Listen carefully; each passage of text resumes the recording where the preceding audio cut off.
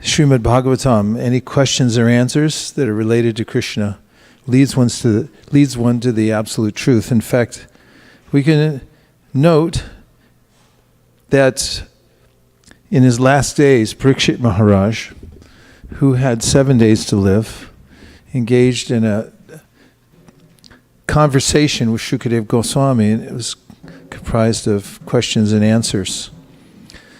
And they were all directed towards understanding what is the duty of a person who's about to die. And rather than being frightening, such a conversation actually gives us calm and teaches us composure amidst what is sometimes compared to a raging ocean. The material world itself can be fearsome because we don't know where the shore is or how to get there exactly. And at any moment we face apparent annihilation. So it's relevant to everybody in this world.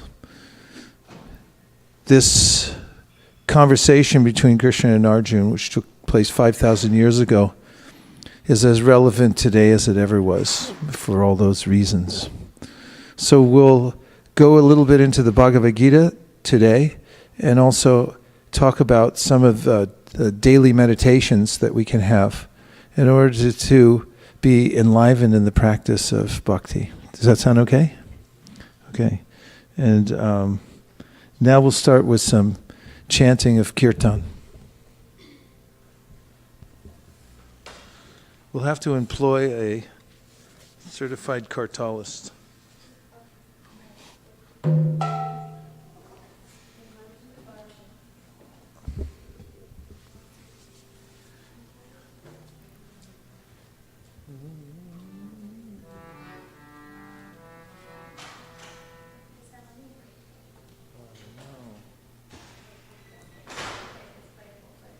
We're going to have a conference and talk about getting some new harmoniums. I saw some really good ones when I was traveling. They're small but really good reeds.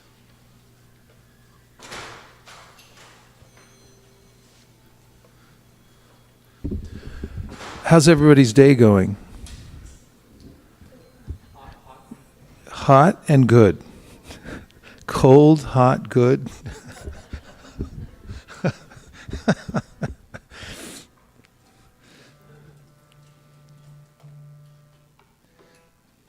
Namo Om Vishnu Padaya Krishna Preshtaya Bhutale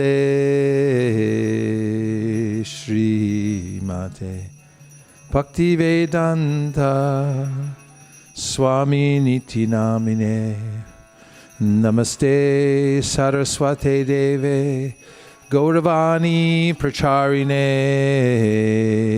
Nirvishesha Shunyavadi Paschatya Deshatarine Jaya Shri Krishna Chaitanya Prabhu Nityananda Shri Advaita Gadadhara Shivasari Gaura Bhakta Vrinda Hare Krishna Hare Krishna Krishna Krishna Hare Hare Hare Rama Hare Rama Rama Rama Hare Hare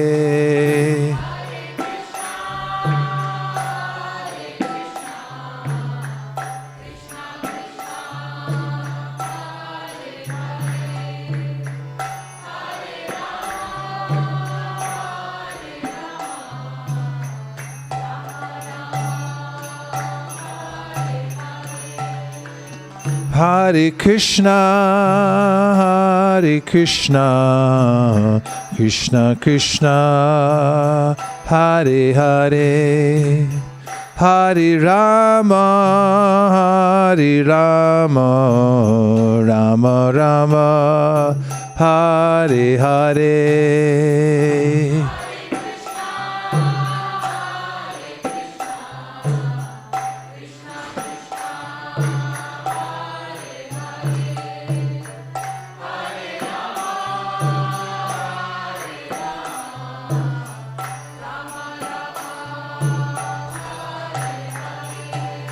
Hare Krishna, Krishna Krishna, Hare Hare, Hare Rama, Rama Rama, Hare Hare.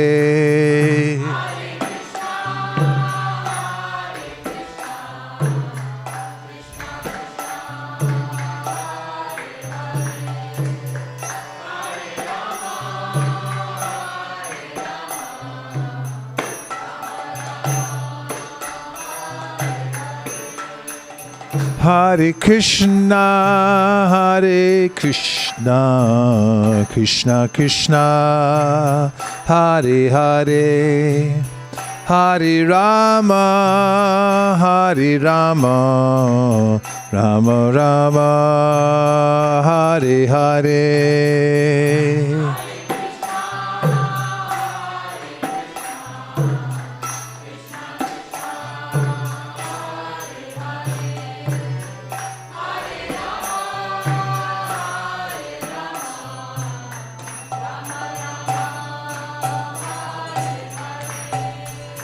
Hare Krishna, Krishna Krishna, Hare Hare, Hare Rama, Rama Rama, Hare Hare.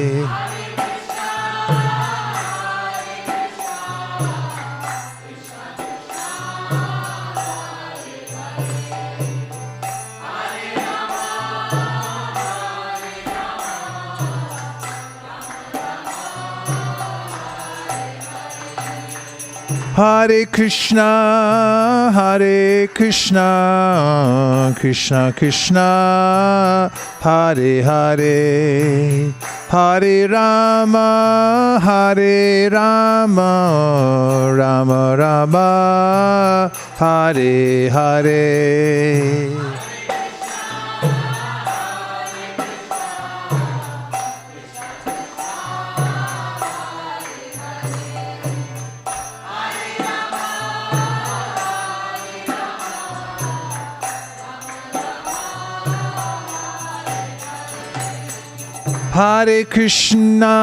Hare Krishna, Krishna Krishna, Hare Hare, Hare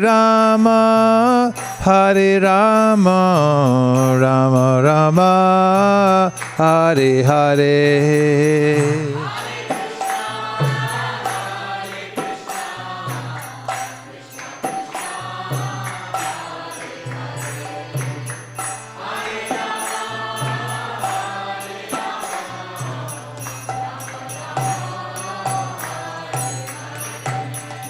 Hare Krishna,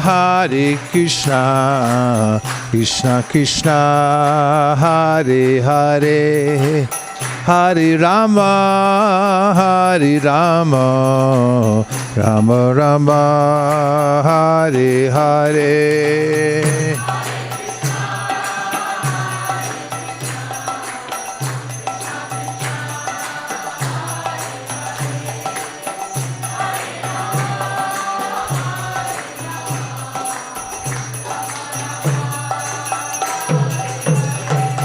Hare Krishna, Krishna Krishna, Hare Hare, Hare Rama, Rama Rama, Hare Hare.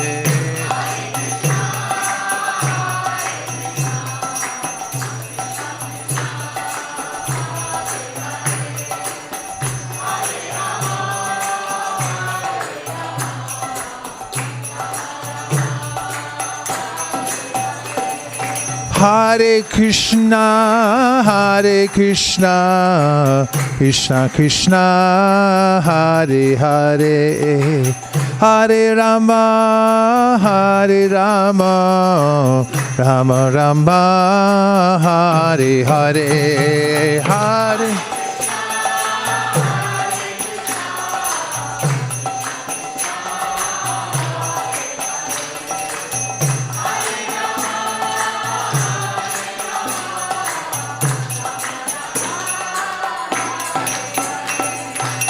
Hare Krishna, Krishna Krishna, Hare Hare, Hare Rama, Rama Rama, Hare Hare.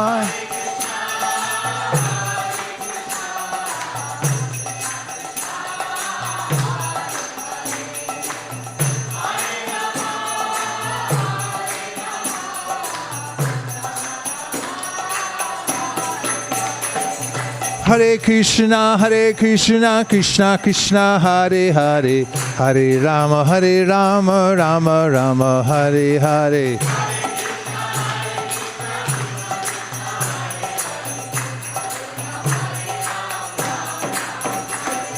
Hare Krishna, Krishna Krishna, Hare Hare, Hare Rama, Rama Rama, Hare Hare.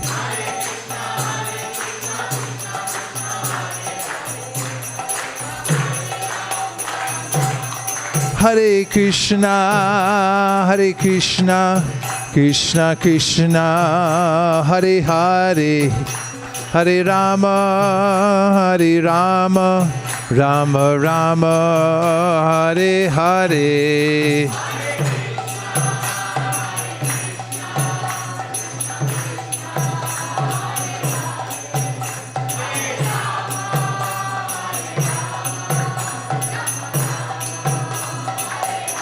Hare Krishna, Krishna Krishna, Hare Hare, Hare Rama, Rama Rama, Hare Hare.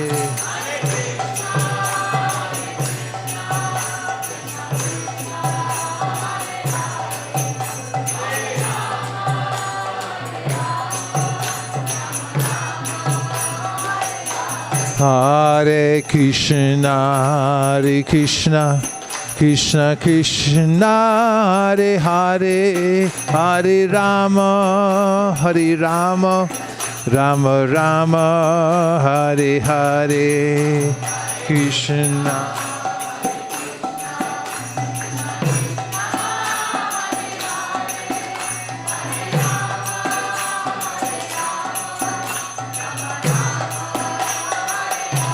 Hare Krishna, Krishna Krishna, Hare Hare, Hare Rama,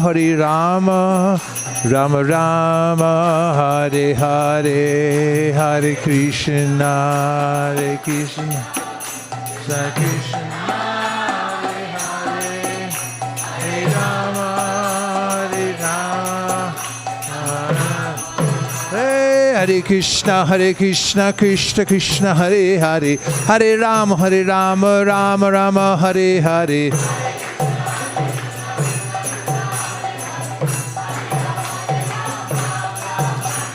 Hare Krishna, Krishna Krishna, Hare Hare, Hare Rama, Rama Rama, Hare Hare.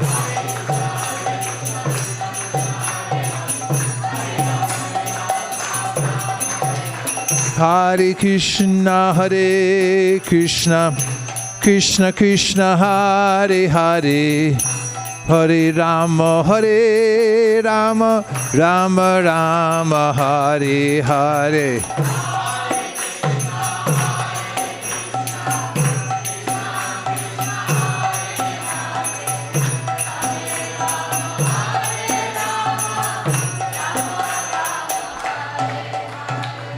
Hare Krishna, Krishna Krishna, Hare Hare, Hare Rama, Rama Rama, Hare Hare.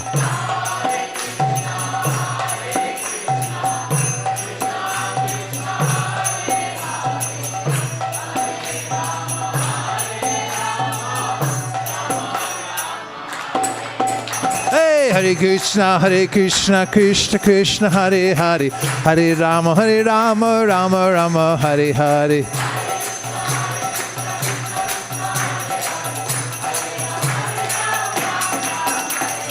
Hare Krishna, Krishna Krishna, Hare Hare, Hare Rama, Rama Rama, Hare Hare.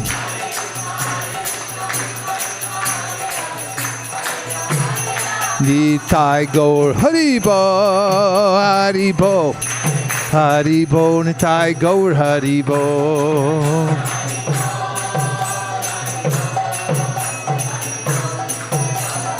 Nitai Gaur Haribo, Haribo, Haribo, Nitai Gaur Haribo.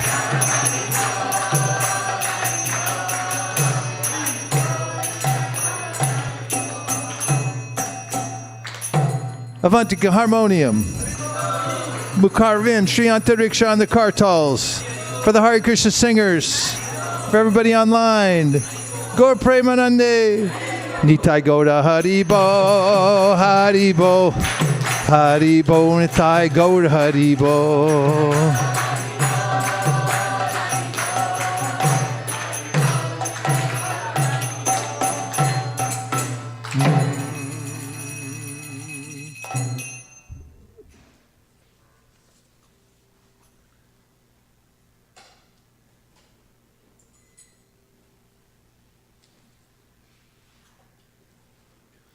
I offer my respectful obeisances to my spiritual master, His Divine Grace A.C. Bhaktivedanta Swami Prabhupada, and to all of you, because you are Vaishnavas, and therefore are the most worshipable in the three worlds. Hare Krishna.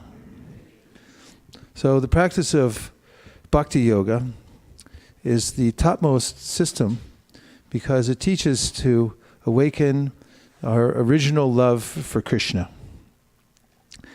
In this world, we can notice that people actually work for loving relationships. Without relationships, people aren't really motivated to work in the world. And we're satisfied when we feel that we have loving reciprocation with others. This is because our eternal nature is that we have kinship with the Supreme Personality of Godhead and all His parts and parcels, the other living entities. And in the material world, we have what's an opposite of the spiritual world, because this is a reflection. In the Bhagavad Gita, Krishna talks in this 15th chapter about the nature of this world when he says, Urdhva mulamada shakam ashvatam prahar avyayam chandamsi yasya parnani yastan vedas avedavit.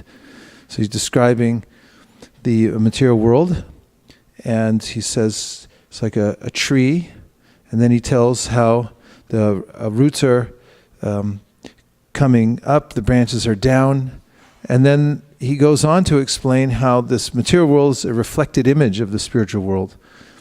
And whatever is reflected is something that we can't really enjoy. Although it looks just like the original thing, there's no substance to it. So the substance that we're actually craving, says Sri Chaitanya Mahaprabhu, is prema, or love for Krishna. And that can be awakened by the practice of Bhakti Yoga. Especially there are tenets such as chanting the names of the Lord as we just did. And by chanting Krishna's names, we're not just reminded of Krishna, but we're filled up by His loving energy. The kind of chanting that we do was passed down to us by Sri Chaitanya Mahaprabhu. Actually, Sri Chaitanya Mahaprabhu is noted by the Gaudiya Acharyas to be the incarnation of Krishna in the Kali Yuga. Normally, in every yuga, there's an appearance of the Supreme Personality of Godhead as an avatar to help make the world right. As Krishna says in the Bhagavad Gita, Yada yada hi dharmasya glanir bhavati bharata abhyutanam adharmasya tadatmanam srajamyaham. That I come again and again to this world to help establish dharma. And He comes at regular intervals. So at this particular age, Kali Yuga, which started about 5,000 years ago, the special incarnation that would come at this time and teach the Yuga Dharma would normally be an empowered representative of the Lord. However, this particular Kali Yuga, Krishna appears himself, but he comes as also the Yuga avatar, because he had his own reasons for coming, did Krishna, which are explained in the Sri Chaitanya Charitamrita. They're very esoteric reasons. However, we get the benefit of this because Krishna comes as his own devotee in the form of Sri Chaitanya Mahaprabhu, and then he distributes this prema, which is the goal of life. This was Chaitanya Mahaprabhu's teaching, prema pumarto mahan, that the ultimate goal of life is this prema, or love for God. And Sri Chaitanya Mahaprabhu, when he appeared in what is now West Bengal, in the holy dham called Navadvip. It's 9 islands. Navadvip, there's rivers, the Ganga goes through everywhere, and divides it up into 9 islands. These 9 islands represent the 9 processes of bhakti. So those are Shravanam, Kirtanam, Vishnu Smaranam, Parasevanam, Archanam, Vandanam, Dasyam, Sakyam, Atma Nivedanam. Beginning with hearing, chanting, remembering, serving the lotus feet of the Lord, worshiping the Lord, remembering the Lord, offering everything to the Lord. Did I miss any? Serving the lotus feet, Parasevanam. So these are the 9 processes of devotional service that are represented there in Navadvip Dham. That's the 9 islands. And Chaitanya Mahaprabhu appeared there. His mother and father were brahmanas. And when Chaitanya Mahaprabhu appeared, he was accompanied by the chanting of the holy name, because at the time he appeared, there was a lunar eclipse.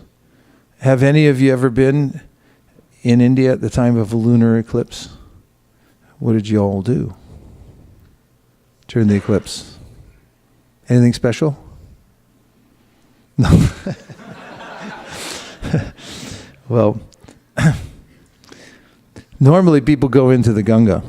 I was there once many years ago, in the 1970s, I guess there was a lunar eclipse.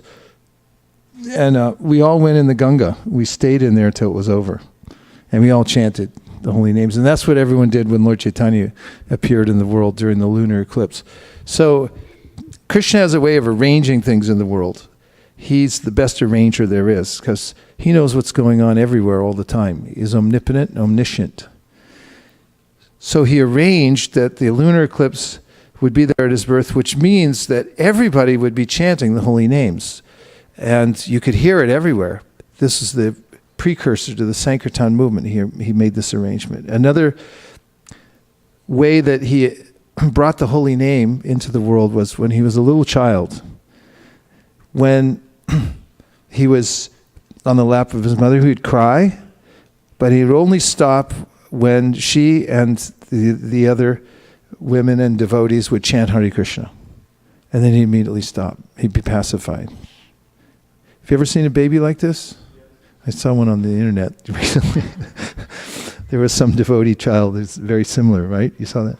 So, little Nimai, that was his name when he was named Nimai. He was born under a neem tree. And they would chant Hare Krishna and he would stop. And he was so charming when they would see him. Everyone would come to see him. In fact, it's mentioned in the Chaitanya Charitamrita that devas were coming in disguise to visit this baby and bring him gifts from everywhere. So as Nimai grew up, he began to exhibit these extraordinary signs of scholarship as a young child. Of course, before that, he exhibited extreme signs of rascaldom. As a small child, he used to create havoc. He would go up and down the Ganges. At that time, brahmanas would be there doing their daily ablutions. They would sit on the bank of the Ganges. They would say their prayers. They would have their achman cups. They would have everything in order. And then they'd go in for their dip. And Nimai would come out. He would mix up all their clothes. put one person's clothes with somebody else's. So when they'd come out, they would all be tangled up and lost. He would also emerge from the water, and he would spit a mouthful of water onto the sacred place where they were doing their pujas and disturb them. And he and his friends would go on rampages where they would go to a neighbor's house and they would tie the door shut. That time there were only outhouses. They didn't have bathrooms indoors. And people couldn't get out of the house. So they would be locked in because Nimai and his friends locked them in. And sometimes he and his friends would put on the uniform of a bull, two of them together, and then they would go into their crop fields and start wrecking everything, and the people come running out after them. This way, he showed his rascaldom when he was a young child, and then he emerged as the greatest of scholars. No one could defeat him. His teacher considered that this was the most intelligent boy he'd ever met. In fact, Nimai began to develop a following. A lot of students wanted to be his student, and he became a prominent teacher even when he was young, and would regularly defeat any of the older boys in logic. And in fact, the culmination of this in Navadvip was when the Digvijay Pandit, who's a real character actually, he was traveling all over India. He had a benediction from Saraswati that whatever he said would be blessed by her. Therefore, he would defeat everyone in debate. In fact, people were so afraid of him that they would either leave town before he'd get there, or they just sign a sheet which would say that I've been defeated by the Digvijay. And when Digvijay was coming to Navadvip Dham, and Nimai Pandit was exhibiting this great scholarship, and all the other scholars in Navadvip decided on some pretense that they had to leave town because they didn't want to stay for the Digvijay and be embarrassed. But Nimai, because he was so cool, he stayed there with all his students around him on the bank of the Ganges. And you can imagine the scene that he's sitting speaking to them, and then the Digvijay comes and sees the beauty of Nimai Pandit sitting amidst his students on the bank of the Ganges. And he felt a little fear, did the Digvijay Pandit, when he first saw Nimai, because there's this weightiness to the Supreme Personality of Godhead, that even though those who are ignorant of his real nature, they can feel. And Nimai greeted him very warmly, and then asked him to compose some verses glorifying Mother Ganges, which Digvijay did. Now, when Radhika Raman was here, he told us about one of his professors. You know, it's hard nowadays to imagine someone on the spot composing 100 Sanskrit verses, just extemporaneously, isn't it? But every age is not like the age we're in now, with televisions on back of every airplane seat and all everything truncated the way it's presented through the news. People actually had time to develop their minds, and they lived in a pristine environment. And there were scholars that had great powers of recollection and so forth. And so the Digvijay Pandit, when he was asked by Nimai to recite verses about Mother Ganges, immediately composed them, just in his mind, and apparently perfect Sanskrit verses, and just recited them. As the author of Chaitanya Bhagavad says, just like the blowing wind. And after everyone heard them, they were astonished. But then Nimai said, now let's analyze them.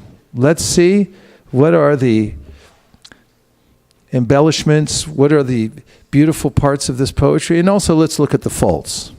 Now imagine here's this young boy, and here's the Digvijay, he's never lost. So this was a problem because he had pride, and this happens when we become really successful sometimes, not you, when one becomes very successful.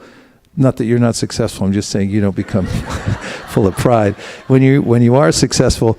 But it's natural. It's when you're winning over and over again, and people saying, "Oh, you're great," that pride can creep in, and this had infected the Digvijay Pandit. That's why he couldn't understand who Nimai actually was. He was proud, and so he protested. He said, "How could you possibly analyze my poetry? You don't know this level of composition. You're at a very elementary level." And Nimai said, "Well, I've heard about it, so I can, how to do these things, so I can do it." And then Nimai took out one of the verses amidst the 100 and just remembered it and recited it as the Pandit had given it. And the Pandit was surprised. He said, "How did you remember that?" And he said, "Oh, some people like you have this power, but I just have this, I'm a Shrutidar, I can remember things, that's all." Then he began to analyze the verse. And he said, "Here are the good qualities, and here are where you made mistakes." And as he began to describe the mistakes, the Digvijay Pandit was mortified, but he couldn't say anything. First of all, because the points Nimai was making were valid. And second of all, we find out later that Saraswati, who is his worshipful goddess, was not comfortable allowing him to speak up in front of Nimai, because that's her worshipable Lord, the Supreme Personality of Godhead. So the students around the encampment then began to laugh, because they saw that Nimai had just soundly defeated this very puffed up Pandit who travels all over India defeating everybody else. But he stopped them. Nimai said, "Don't laugh. He's a great personality." And when Digvijay heard that and went off to take rest for the night, he was thinking over and over again what had happened. How had I been defeated so soundly? How's my reputation now been crushed by this young boy? And he was thinking of his goddess Saraswati, that she has forsaken me. But in a dream, she revealed that actually, I've not forsaken you, but both of us were in the company of the Supreme Personality of Godhead. Therefore, I was not able to empower you before my worshipable Lord. And she revealed to him that actually, he's your worshipable Lord too. And when Digvijay saw that, the next day he went back to Nimai Pandit and took shelter of him, offered his prayers. Nimai said, "What is this? You're a great Pandit." But he took him under his shelter, and Digvijay Pandit then gave up the trappings of a great conqueror. He had elephants and all kinds of followers. He left them behind, and he went and wandered by himself. So deeply was he affected by the audience of having the occasion to meet Nimai Pandit and be in his presence and to be defeated by him. So sometimes when we have reversals in our life where we feel that we've made a grave error, something went really wrong, or that we're incapable, this is actually a healthy experience, because when we're infected by the idea that I'm great, it's very difficult to make spiritual advancement. And I was just reading today that a person who's spiritually advancing, and if you could bring me the Madhya Lila, chapter 23, with the verse that begins, Shantir avyartam kalatvam. Shantir is spelled K-S. Shantir, K-S. Shantir avyarta kalatvam. These are mentioning, this is Chaitanya Mahaprabhu speaking about the qualities of somebody whose heart is beginning to soften in love of God by practicing bhakti yoga. And the first is called shantir, or forgiveness, which means that person becomes very forgiving of the situations of life that come upon him or her. And the example that's given here, it may not be the 23rd chapter. Verse 89, 23, 18. Okay, just find it and tell him. Thanks. And tell him what to put up. 23, 18, and 19. It's like Wi-Fi. When you're too far away from the Wi-Fi, you don't get the signal.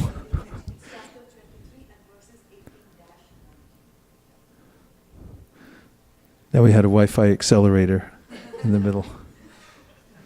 These are important. These are qualities you look for when you're advancing in devotional service. The beginning of the practice of devotional service is characterized by what's called Shraddha. So Shraddha means the awakening of faith. This is the most precious commodity because actually Yadrichi Yadrishi Shraddha Shadhir Bhavati Tadrishi. This is, you can come closer. Find a seat, come up. This is described in the Sri Brahma Samhita, is it not? Everyone recognizes the verse? Yadrishi Shraddha Siddhir Bhavati Tadrishi. So it means that the more you advance in spiritual life, that it actually means the more that your Shraddha, your faith, is thickening. So it really means that Shraddha is given an exact definition. Shraddha Shabde Vishwas Kahe Sudrida Nishchoy Krishna Bhakti Koila Sarva Karma Krita Hoy, which means that you have this abiding feeling that all your fortune comes from doing devotional service. Everything else is just superfluous, extra. It's you do it dutifully, but it's really not that important. What's really, really important is doing your duty to worship Krishna, coming to the temple. That's important. Chanting your japa, finishing. That's important.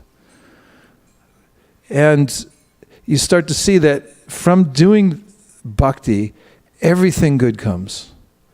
And everything will be taken care of properly. Krishna assures this also again and again in the Bhagavad Gita. Of one of the famous verses, he says at the end of the verse, he's telling Arjuna, just forget everything else and surrender to me. What if Krishna told you that? What would you do?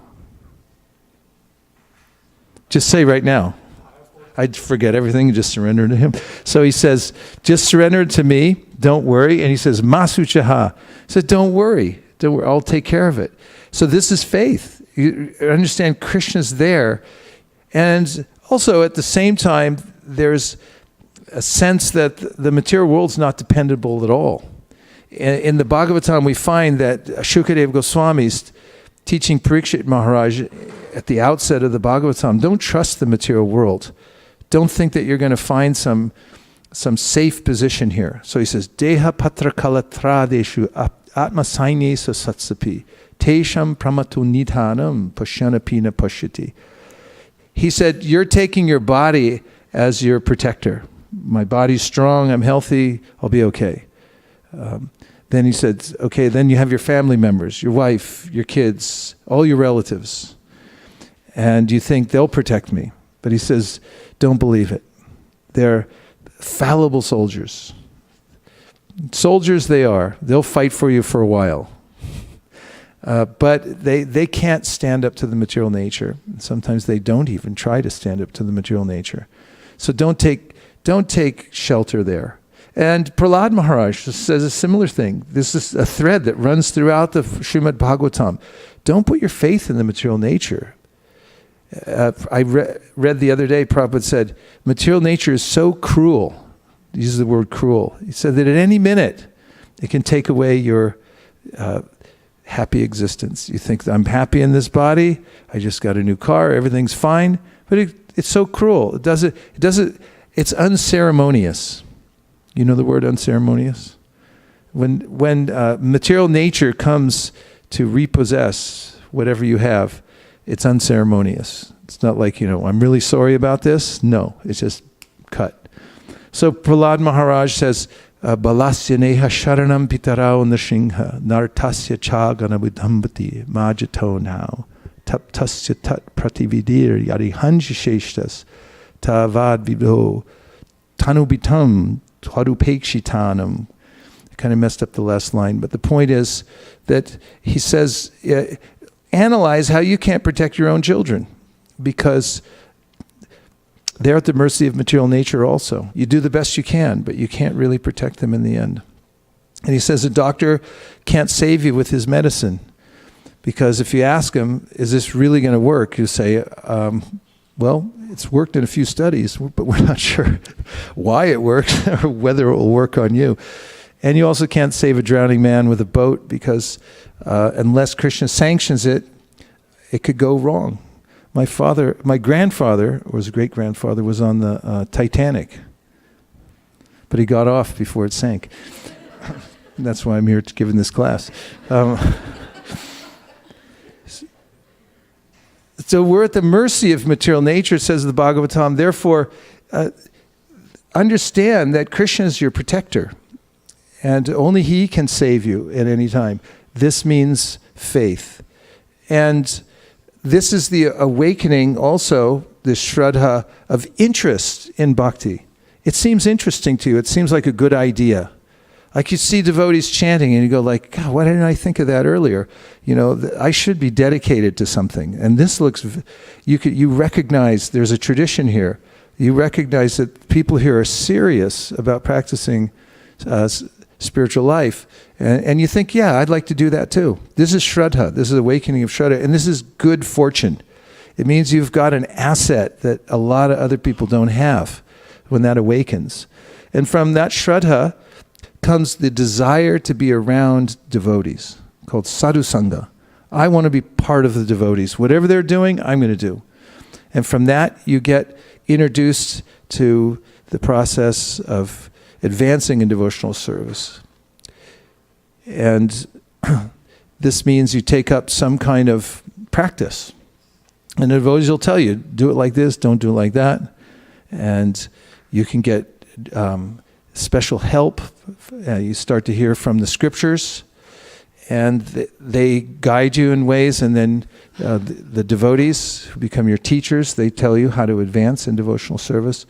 And then you go through your own process of purification, and then at a certain point of purification, you come to the stage of steadiness, where you can't be affected by the unwanted desires that used to be there. They become muted.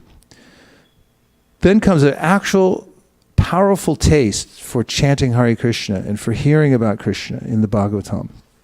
It becomes irresistible. And then comes attachment, which is a very coveted stage of devotional service, where you start to think, Krishna is mine. And this is your whole life is your attachment to Krishna. And then comes bhava. The heart is described in the Sri Chaitanya Charitamrita, it begins to melt. And it's touched by a ray of the internal potency of the Lord. Then one can experience within one's own heart the taste of the relationship with Krishna in the spiritual world, in this bhava stage. Now, meanwhile, of course, anyone can say anything. If you ask somebody, how advanced are you in devotional service? I could just say, well, I was dancing with Krishna about an hour ago. You should have been here. And how are you going to dispute that? I'm asking seriously. Of course, I wasn't saying it seriously, but you won't be able to. However, Chaitanya Mahaprabhu gives these symptoms to show what you'll be able to see in yourself or in others who are advancing in devotional service. And he gives many examples that go along with them. So the first one's called Shantir. Everyone say. Shantir. So this means forgiveness. And the example that goes along with Shantir is that Parikshit Maharaj was cursed to die in 7 days. Well, how would that make you feel? Like on any ordinary Wednesday afternoon, if somebody curses you to die in 7 days and you know it's going to come to pass. You feel good about it? Well, he felt okay about it. He said, this is very good. Sadhu me. He said, oh, very good. This is a good thing. He said, because I was so attached to my kingdom, to my family, to this whole material world, that Krishna's come to get me. And here it came. And this is one of the symptoms of somebody who's advancing in devotional service in general, is seeing Krishna's hand in everything. Because obviously the world's going to move against our plan. Anybody here have any plans? The world will move against them, and we'll take it as, oh, things are going wrong. But they're just moving. I have my plan. Like I always think about the times when the earthquakes have come here to California. We wouldn't even notice unless we had brittle little houses everywhere. So similarly, we have brittle little plans that we set up. And then when the world moves, we think, oh, this is a disaster. It's not really a disaster. Things are just moving the way they're supposed to move. You're set up in the wrong place, that's all. So shantir means that you develop this acceptance of the Lord's will in everything. And you become very forgiving. And this is a symptom of a softening heart. The heart has become soft and pliable. And then the next one is called avyarta kalatvam, say. So avyarta kalatvam means that a person who is advancing in devotional service and the heart is becoming soft doesn't want to waste even a moment. He or she is constantly engaged in devotional service, just like people in some countries they smoke a lot of cigarettes. And there is a phenomenon called chain smoking. Have you ever heard of this? So how do you do that? You never miss a puff because you got a cigarette going, and then before it goes out, you don't throw it and then 2 minutes later pull out. No. Before it goes out, you light the next cigarette, and then you put it in your mouth, then you can throw the other one. And then you keep going. So this is called chain smoking. So devotees on the spiritual side, they're chain hearing and chanting, Shravanam Kirtanam. They don't put the one book down until they have some other thing lined up. They don't want to break. And this is natural. Even in the spiritual world, the devotees don't want to be separated from Krishna even for a moment. And this is the yearning of the soul. We're part and parcel of Krishna. And being in his proximity, thinking of him, being engaged in his service one way or another, this is the actual satisfaction of the heart. And as much as we experience in this world not wanting to be separated from a loved one, although we are from time to time, or inevitably we are, that sort of emotion that we feel there, that's the kind of emotion that devotees feel when they're advancing in devotional service, only multiplied many, many times. And they're feeling that same kind of angst for being close to Krishna and always hearing and chanting about Krishna. And the example given here, avyarta kalatvam, is also Parikshit Maharaj. Because when Parikshit Maharaj was cursed to die, he said, okay, sadhu, very good. And then he said, I don't mind, all of you simply go on chanting and hearing about the Supreme Personality of Godhead. Because I don't want to waste any time right now. He's shown as the example for this. That I won't stop, lament, think about anything else. Just go on hearing and chant. And this is actually the solution to all problems in our lives, is to become more aligned with the process of hearing and chanting and stay closer to Krishna. Now comes virakti. Viraktir, please say.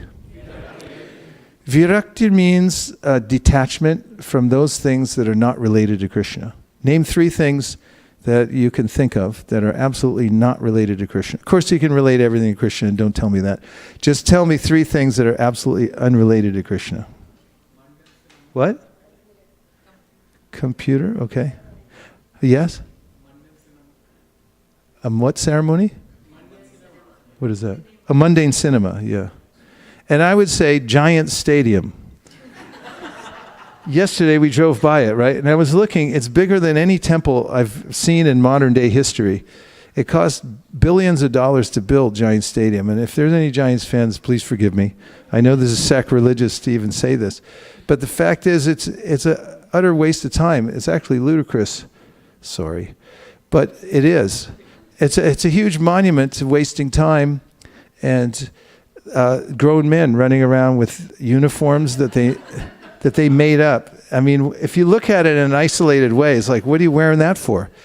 It's like, we made it up, and this is our paradigm. And the ball gets hit around, and there's fights break out, and people spend billions of dollars to advertise because everyone's watching it. This is a royal waste of time. And those who taste even a tiny bit of this attachment to Krishna, these things become vapor. They're not interesting anymore. They're actually become ludicrous. It's not part of their frame of reference anymore. These kinds of games and topics that aren't related to Krishna. And this is a sense that one will get when one's advancing in devotional service. And the example given in the Srimad Bhagavatam is that of a person who's very hungry and who eats a good meal. When one eats a good meal, naturally he or she feels satisfaction, nourishment, and hunger subsides. Correct? And similarly, the Bhagavatam says, Bhakti parishanu bhavo viraktir anyata traisha trika eka kala. When you come close to Krishna through bhakti, then naturally you'll develop these three things that are compared to nourishment, satisfaction, and your hunger going away. So the first thing is bhakti. You'll start to awaken your natural sense that I like Krishna. I love Krishna. I want to be with Krishna. And anuraga means that then you'll start to see Krishna within everything. He'll become present before you wherever you look. And the third thing is virakti anyatatra, which means all other things that aren't related to your practice of devotional service and your connection to Krishna become wholly uninteresting. And this virakti cannot really be faked. It's either there or it's not there. So we know this in ourselves, that am I advancing in devotional service? How uninterested am I becoming in things that aren't related to Krishna? And of course the positive side is there. How much am I interested in hearing about Krishna? These are the first three, and we'll take a few reflections before we go on, or questions to expand the... Yes?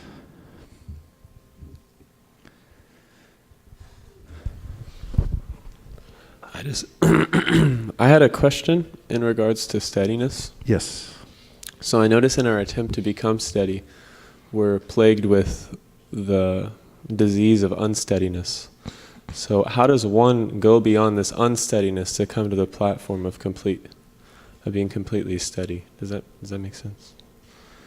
Well, it's kind of like saying, like with any discipline, you say, you have to start off bad before you can get good. Otherwise, where are you going to start? Nobody starts as an expert pianist. You have to peck away at the keys, and you have to look really carefully at the book, and you have to make all kinds of mistakes. And as you do, you start to get better. So how do you do it? By practice. And that's why we practice devotional service. And as we do, we become more and more attached to the process of devotional service, and we also become more expert.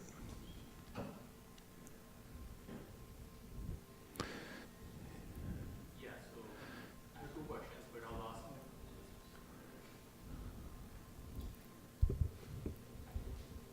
them. Hi, Hare Krishna. Hi, Thanks for Krishna. the opportunity for the question. So I have two questions, but Yes. I'll probably just ask one. Okay. So I have a question regarding why being Giant Stadium or being an athlete is not related to Krishna, because Krishna himself used to play a lot of games that is mentioned. That's why I gave a bit of a disclaimer at the beginning, that anything ultimately can be related to Krishna. And I said, don't bring that in, because I'm just looking from the point of view of somebody who doesn't have that vision that you do. You know, we can do that with anything, because ultimately everything comes from Krishna and everything is related to Krishna. And your point's well taken. But I was making another point, and that is, in a certain kind of consciousness, I don't see that it's related to Krishna. For instance, the thousands of people are going to I won't mention the Giants, because I don't want to make a big offense here in California. Anybody going to see any sports team, generally speaking, unless they're already trained in the science of Krishna consciousness or they're enlightened being, they're not thinking about God. They're thinking about the players and so forth. So the definition given in the Srimad Bhagavatam of Maya, or illusion, is given by Krishna himself to Brahma. He says, Ritirtam yat pratyeta na pratyeta chatmani tadvidya atmano mayam yatabhaso yatatamaha. Whatever you see in the world that you think has no relationship to me, know that's my illusory energy. So you're right. Everything, including the giants, can be connected to Krishna. In fact, we could write a book about a metaphor, an extended metaphor about how the giants are representative of the Supreme Personality of Godhead. And, you could go through a lot of baseball analogies, and people have before done things like that and related it, connected it back to Krishna. Once you do that, then it comes back. The spiritual quality comes back. And this is what Krishna says in the Bhagavad Gita. Brahmarpanam brahmaha vir brahmagnau brahmanohutam brahmaiva tena bhagantavyam brahmakarma samadhina. And that is that anything in this world that's so-called material that you engage in the service of the Supreme Brahman, that also takes on the quality of Brahman, because actually it ultimately all comes from him. And so matter is spirit covered over by ignorance. Remove the ignorance and the spiritual quality comes back.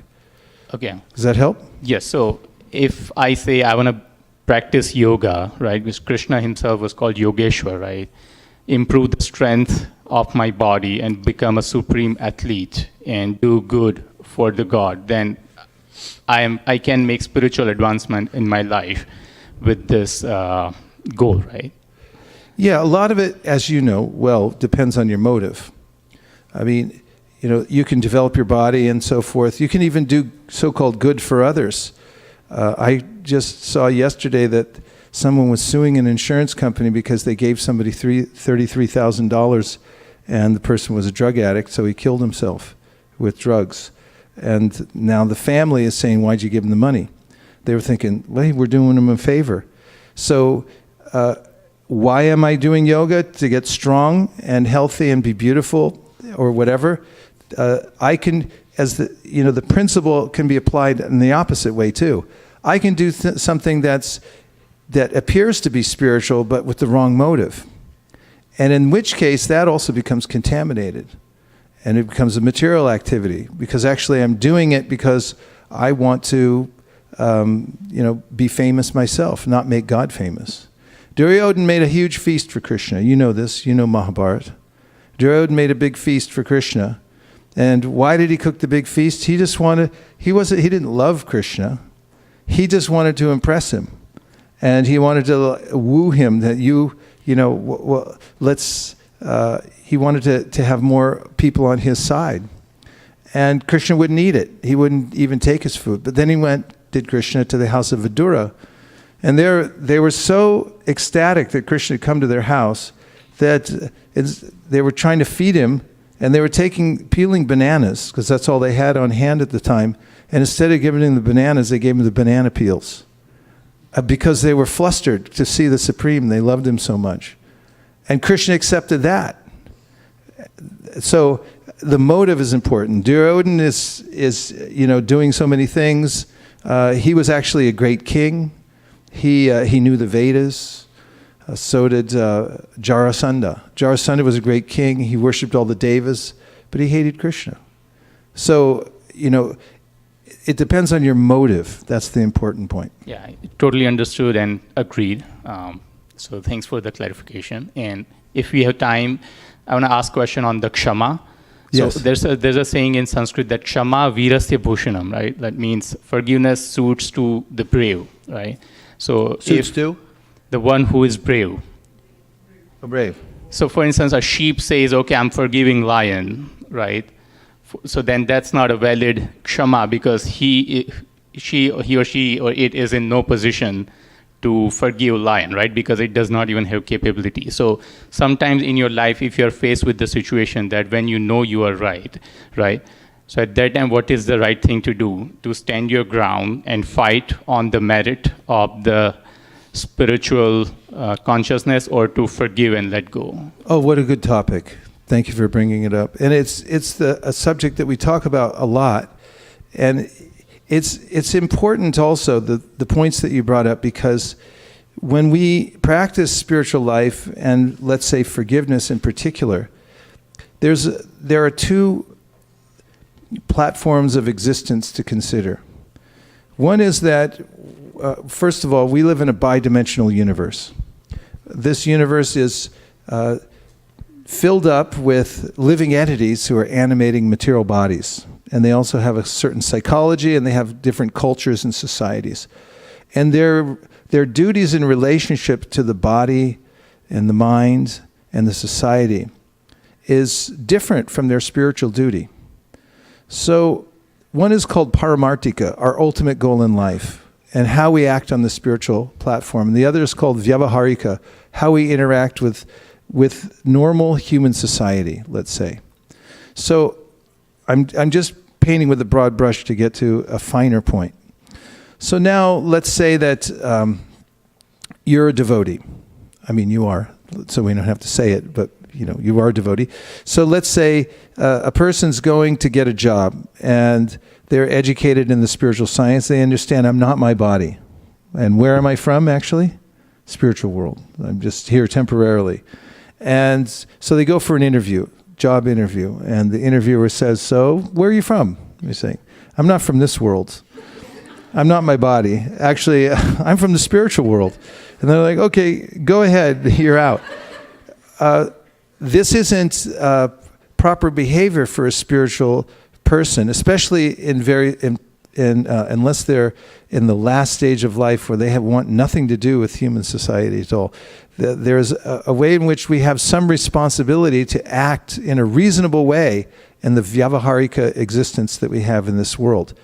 At the same time, we go on cultivating Krishna consciousness. So how does this relate to forgiveness?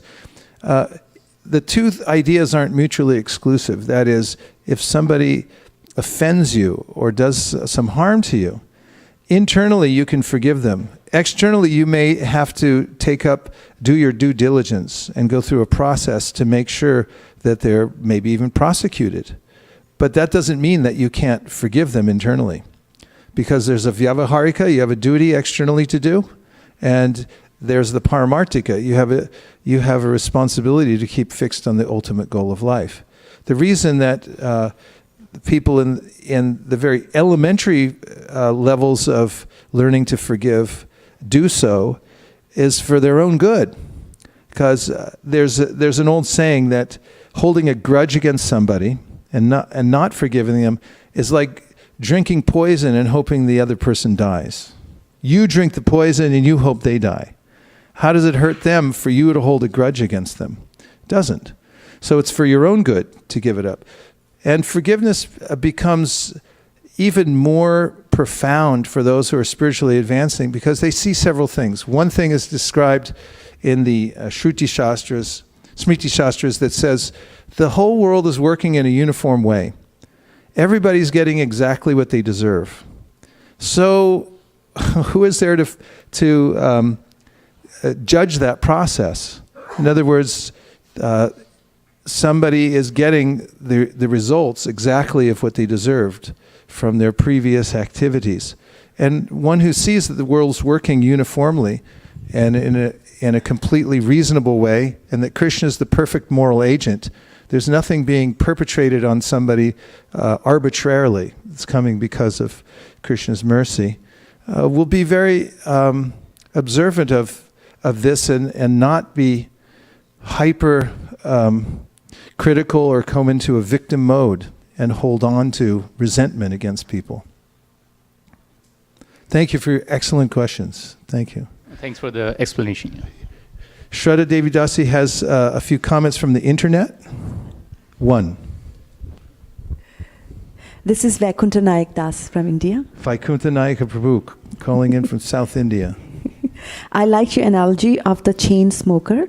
Just as a chain smoker does not put down his cigarette without lighting another cigarette, a devotee does not put down a book without getting another book. Yep, that's a good analogy. And these kinds of analogies are given all the time by the Goswamis. They talk about ways in which you can see the crossover between the material attachment how it resembles actual spiritual attachment, because ultimately real advancement in spiritual life means this intense desire to serve Krishna. When that awakens within one's heart, intense desire to hear about Krishna, to serve Krishna, all things related to Krishna become interesting to the person, and the whole world becomes a place of fortune because it's unlimited service for Krishna. It's a very enlivening awakening of fortune in the heart of the devotee. It's all auspicious. So, for instance, Rupa Goswami says that he gives a prayer. He says, just as young boys are naturally attracted to young girls, and young girls are naturally attracted to young boys, no training necessary. Similarly, he said, let me be attracted to you, Krishna. Same way, spontaneously. Yuvatinam yata yuni yunam chau yuvatau yata mano biramate tadvan mano me ramatam tvai. Let my mind be like that, so attached to you, spontaneously. It's not like I'm thinking about it. I'm not doing it out of duty. I'm just go there immediately. This means actual recovery of spiritual health, that one becomes immediately attracted upon hearing about Krishna, seeing Krishna, anything related to Krishna. The devotee wants to be there constantly. And he also gives another example, and that is that the lover is waiting for a note, and nowadays it would be an email. But in the old days, people used to send love notes, and they would come in the mail.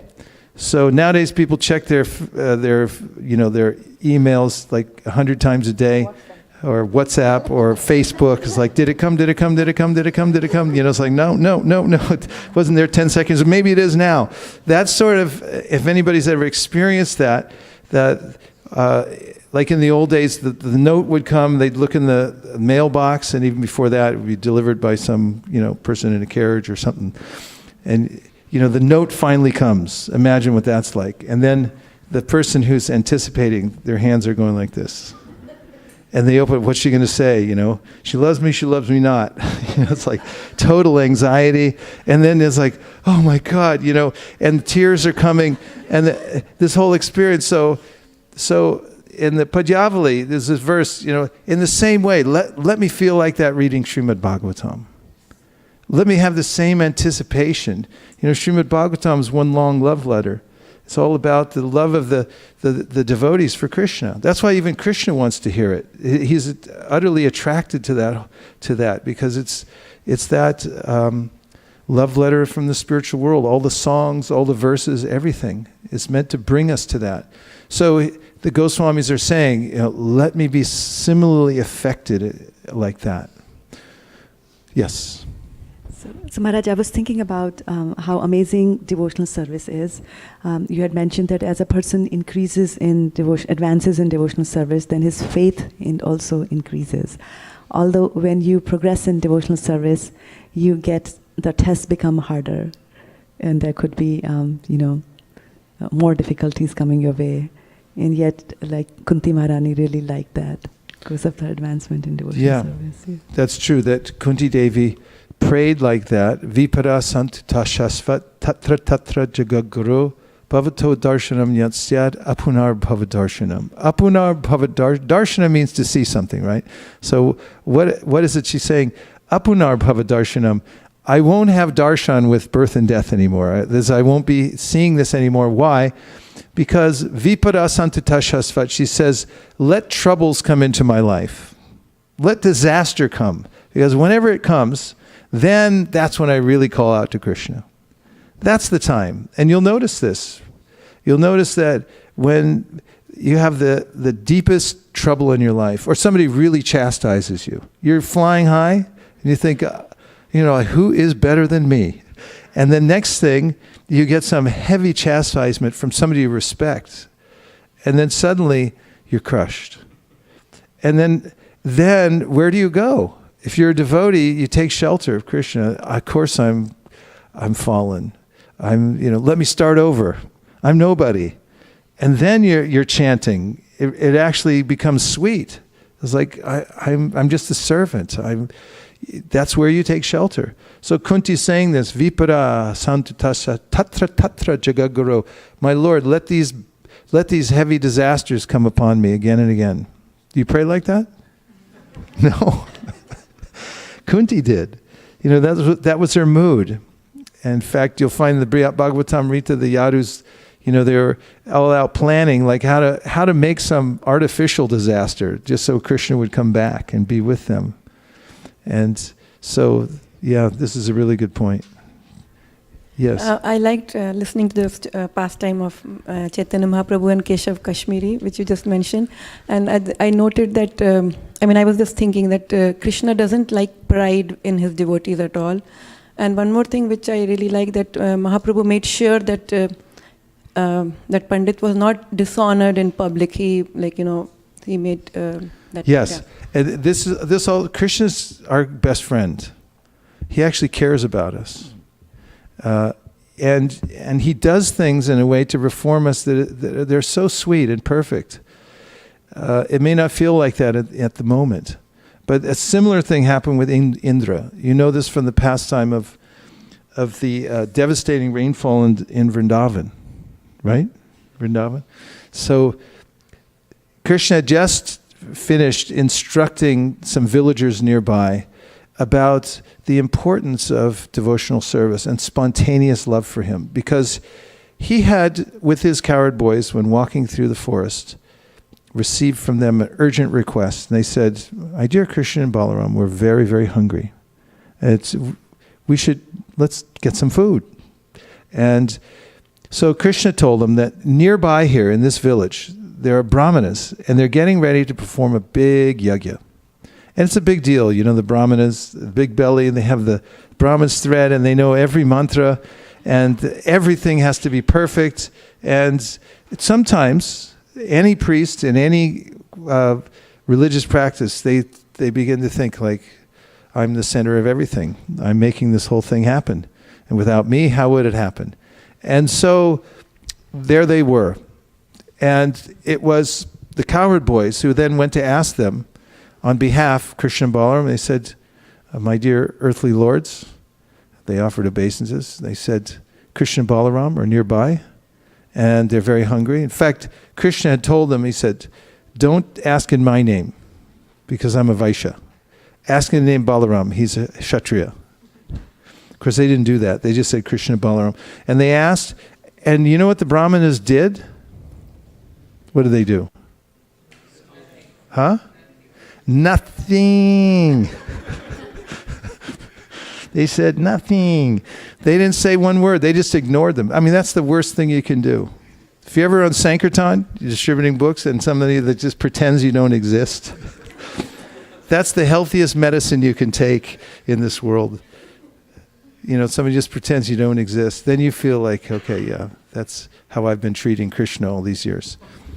So then they came back and they said, "Krishna, Balaram, they didn't give us anything. They didn't even speak to us." And Krishna said, "You don't worry. This is the way of begging. When you beg, you expect that people may not give." In fact, we find this in the Chaitanya Charitamrita. If beggars knew how hard it was to give, they wouldn't beg. And if givers knew how hard it was to beg, they'd always give. But then they said, now, did Krishna and Balaram, you go to the wives of the brahmanas. Now, these were very special women. They were serving their husbands, and they were helping to set up the yajnas. And one of their duties was to go shopping regularly to get the ingredients for the yajna. And some of the salespeople, those they were doing barter at that time, they were pure devotees, residents of Vrindavan. They had betel nut, they had flowers. And just in their exchanges, they would discuss Krishna. And they started to hear things about Krishna. This is the power of hearing.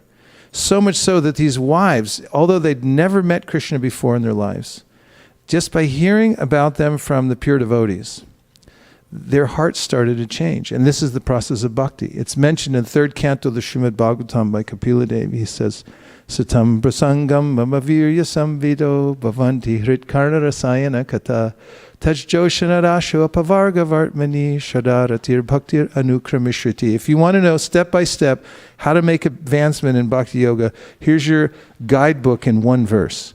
It says, by hearing in the association of sadhus, then you'll make step-by-step advancement to the highest stage of devotional service. So these women were spontaneously attracted to hearing about Krishna. So now the cowherd boys came in to see the wives of the Brahmanas, and they offered their obeisances, and they only were able to utter half of what the message was, that Krishna is nearby in the forest and he's hungry. And before they could say anything, the women dropped everything they were doing for the yajna, everything they were doing for their husbands, and they started gathering together all the food that was meant for the yajna and taking it straight to the forest as fast as they could go.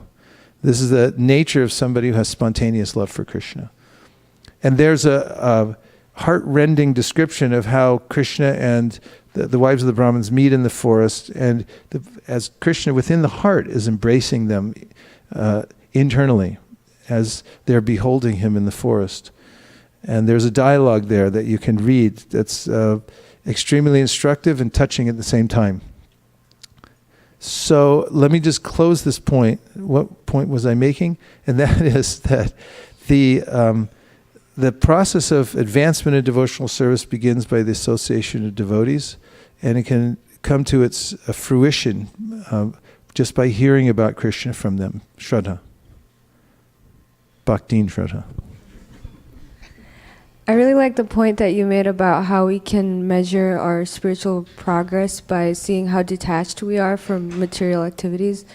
So if I do recognize that I am getting attracted to things that are not related to Krishna, what's the next step after that? Do I suppress my feelings towards those things, or do I give in to them? The first thing is, don't be surprised, because we've been in the material world since the time immemorial, and therefore the attraction that we have for the material world is absolutely natural in one way. It's completely unnatural because we're spiritual beings. But as the Hamsa Avatar explains in the 11th canto of the Srimad Bhagavatam, the sense objects are embedded in the mind subtly, and we're intricately related to the material world. The process of devotional service goes in stages, and we have the Daivi Varnashrama in order to give a natural way of life for each person so they can live comfortably. Now, if you read in the 8th canto, the Srimad Bhagavatam, Prabhupada talks about how every person has to work from a position of strength, and everybody has a different natural position to work from. So it's sense gratification is like salt. You don't want too much, you don't want too little. It's also like cutting your nails. You don't want them too long, you can't cut them too short, or you're really going to suffer. So you have to be balanced. Krishna says, Yukta vihara, Yukta hara viharasya, yukta cheshtasya karmasu, yukta swapna vabodasya, yogo bhavati dukkha. Be balanced, be sensible in the way that you eat, the way that you sleep, mate, defend, all these things, so that you can be strong enough to do devotional service. And fortunately, bhakti is so powerful that you can live a fairly normal life. I mean, most people won't be able to tell the difference. You're not going to move to the forest. You're not restricted in any way, because practically, eating, sleeping, mating, defending, you can do those all in connection to Krishna. And those are the main aspects of sense gratification in the material world. So just make sure that you line them up in such a way that you're not disturbed in your practice of devotional service, that goes on. Because your life will change as you go through different phases. And if you're able to artfully and inventively practice devotional service in the various phases of your life while keeping some balance and keep the vibration going, then you'll come out of the material world unscathed, and you'll also go back to Godhead. Does that help? Okay. Prabhu.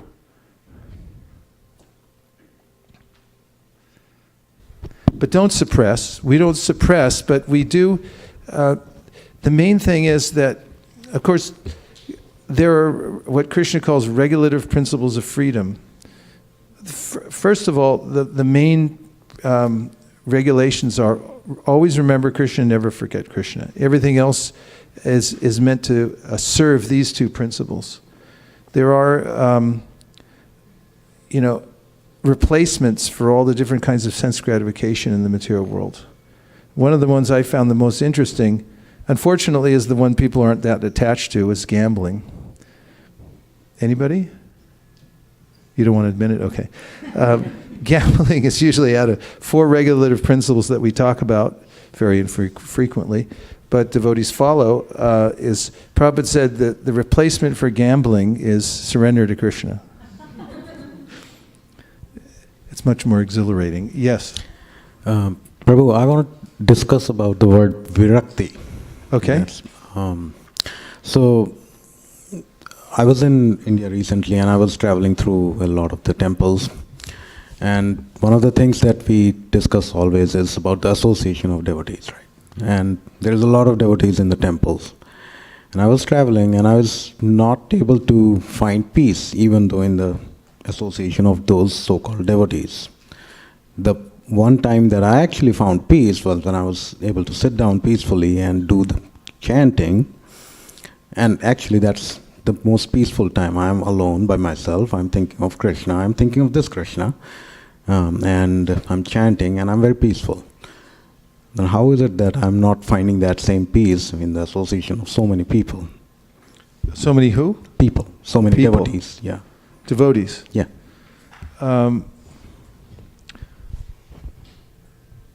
I'd have to know a little more about what your definition of peace is and what you're looking for. What is that experience that you're defining as peace? Well, freedom from all the anxiety and worries of the material world, like the relationships and jobs and all sorts of stress in life. That doesn't bother me when I'm at peace, when I'm thinking of Krishna and I'm chanting. When I'm actually recently have been successfully doing 16 rounds every day, and I can tell from my personal experience that even though a few months ago I would think like, why 16, why not 17, or why not 15? But now that I'm doing it, I feel personally it's very satisfying to me, and it doesn't matter if 10 people agree or not agree with me, but it's very satisfying to me personally. Are you feeling peaceful now? Well, when I'm chanting, when I'm... No, right now. Right now, in this place, yes, Yeah. because I'm listening to you and I'm... Yeah, but you're around devotees right now, right? I mean... Exactly. And I don't know this. I can't really make a general comment. I don't know the people or the devotees that you're associating with, or the circumstances. I mean, at certain times we need different kinds of environments in our. There's times of the day. In the early morning, I also like to be alone. I live in a separate place, so I could just like concentrate and focus, and I don't want to be disturbed by anything, and I like to just. And be quiet. And there are other times of the day I feel peaceful being around everybody. Like we have, like this. I feel peaceful right now, actually, even though, and I was just at Google earlier and I felt peaceful there too. Because, we were around people, but we were talking about Krishna, so it felt nice. But there's different times of the day. Early morning, you treat differently maybe than the middle of the afternoon. And in the evening, maybe different. There's different times of the month, like there's Ekadashi days. You might put more focus on days like Janmashtami and Gaur Purnima. All of us, we set those days aside as special days. And there's times of the year like Kartik, where we put special emphasis. Time of life also. If you can ascertain when you're getting near the end, which isn't always easy to do. But if you can ascertain, at least mathematically, when you're getting close to the end, you can take more time to adjust. So everyone has to find, the place where they can adjust and they can practice Krishna consciousness. It's not stereotype. Some people like to be alone more than others. Other people don't feel peaceful around everybody. So it's an individual thing. It's not stereotype that you have to fit in a certain way. So it's not to say that you have to be around people all the time. I wouldn't recommend it. Just clarify. You have to recreate yourself sometimes. It's like it's really nice to just be alone, and see if you can be with yourself and not have to reach out to somebody else, make another call. It's like, how you doing? Okay, what do you want? Nothing. I don't want to be alone. No, be alone and see what it's like. Krishna's always there in your heart. Once Rompad Maharaj was my Sankirtan leader in New York City, and the airport I used to work in the airport distributing books. So I came back, and it was changing because it was time of year. I think around January it was slowing down. So he said, "Go and traveling Sankirtan," and I said, "Okay, I'll go." Who am I going with? He said, "By yourself. There's nobody else." I said, "Maharaj, aren't you always supposed to go with somebody when you go in Sankirtan?" And he said, "Krishna's in your heart. Prabhupada say Krishna's in your heart." I said, "Yeah, right. I didn't think of that."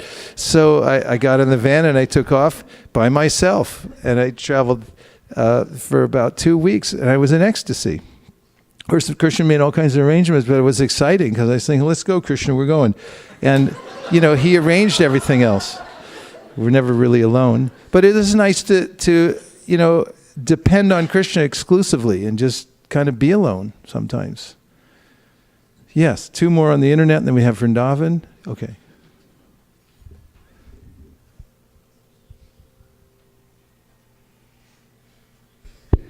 Two questions Okay. from Facebook. One is from Bhakta Adam Ellen Bass. Oh, Bhakta Adam. He's looking for some advice if I struggle with giving up a last vestige of attachment to checking scores on ESPN. I feel terrible, but I really struggle to give it up since sports have been a pastime of mine like my whole life. Yeah. No, that's understandable. Well, try to see it in relationship to Krishna. Because, ultimately, Prabhu, what's your name? Anu? ANAND, Anand. Anand. Good name for you. Thank you. Anand has brought up that anything can be connected to Krishna. So, shine a little light on it and try to connect it. Like Anand was saying earlier, why couldn't you try to see a sports team? Remember Krishna's pastimes going to wrestle. And where did wrestling come from? When Krishna and Balaram wrestled Mushtika and Chanura. And everyone was watching, and it was a big, exciting thing. And where did all this fighting come from? We just read the whole Ramayana together. And there's more fighting in that book than there is on CNN. This is... just remember the connection to Krishna. And when you do that, then the illusory aspect kind of goes away. And then gradually, that idea of the heroes, there's the heroes and then the attachment to who actually won. You can analyze it also, like who actually won the game. First of all, if you're looking at, let's say, American football. It's not just... And I'm going to say some blasphemous things here, so if you don't want to hear it, turn off your computer and don't listen to this. But actually, it's a very nasty thing. It's a very nasty thing because you're taking human body, which is very refined. It's such a refined instrument, especially the brain is so refined to think about higher matters. And it's exploitative because you're taking young people who really don't know any better, and if you give them, $100,000 a year, they'll go out and perform for you. And I'm not saying they don't have any free will. They decide to, but it's very enticing, and they bash their heads in, literally. They get all kinds of, incurable diseases, brain diseases from smashing their heads over and over again. What to speak of breaking limbs? Somebody, European guy was saying a few years ago, he said the reason that the United States doesn't do as well, Winter Olympics and other things, you take all your best athletes, you put them in the NFL and let them smash themselves to bits. And And if you just think about it from a different point of view, what is the lifetime of a person when they get out of, say, the football league? The people that were linemen, that had trainers to get them huge and eat more and more so they could, be powerful and strong and everything. And after they don't have any mentorship, they end up basically overeating and having all kinds of eating disorders, and no one really cares for them. I mean, if you look at the underbelly of certain things, it's not so nice. It's exploitative. It's really meant ultimately for the owners to make money and sell advertising. How does that sound, Bhakti Adam? I mean, and then if you see what's actually behind it, and I don't know what scores you're looking at, but if you look at any of them, you can just pick it apart, analyze it, and see what's actually going on there. It's not so interesting. Just like Maya is always, if you look at it from a distance or you don't really look carefully, you'll think, this is okay, or even looks really good. And this I learned when I was in grammar school. Our teacher showed us a movie, and I can't even remember why or what class it was, but I do remember the movie. So there was a beautiful man and a beautiful woman. Apparently they were married, they were in the same house, and they were getting ready to go out for the night on a date or something. So it focused in on each one of them. So there was the man, and he was combing his hair, and he had a mustache or whatever, and everything. So he looked pretty handsome. So then the movie camera said, "Think he looks handsome? Now let's look closer." And then the camera goes in, and they had some kind of special microscope where they can see into the pores of your hair, and say, "Did you know that there are living entities that live within the pores of the hair? Let's look in his nose." And then there's like, there's animals in there. And then you start thinking like, oh, it's not what I thought it was. And then the woman, same thing. I won't go into the details, but I tell you one thing, people, they spend billions of dollars to get nice hair.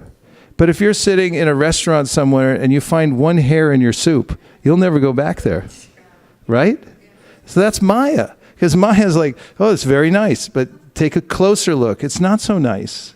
It's actually, the Prabhupada calls it a colossal hoax. And there's not that many people that are calling that out. You can read all these so-called sophisticated writers in the New York Times, the New Yorker, the Washington Post, and they're not going to tell you that it's a colossal hoax because they have a vested interest in it. They want to stay here and enjoy the illusion. But a pure devotee is going to come and say, you're being faked out. This whole thing is a fake out. So figure it out a little more deeply through hearing about it and take shelter of a sublime existence. So we had one more. I'm chewing up the clock, as they say in sports. Okay, go ahead. This is from Anuradha Susevini Devi Dasi. Hare Krishna Prabhuji, Danvat Pranams. What is the meaning of sincere chanting? Is there any yardstick to self-monitor oneself to understand whether I am sincere or not? That is a really good question, because someone who asks that question is, living on the threshold of sincerity, or has already passed over the threshold and is in it. The very fact of asking the question, am I sincere? Can I be sincere? Or, typically somebody who's chanting and they're thinking, I'm not sincere, Krishna, I wish I could be sincere. This is sincerity.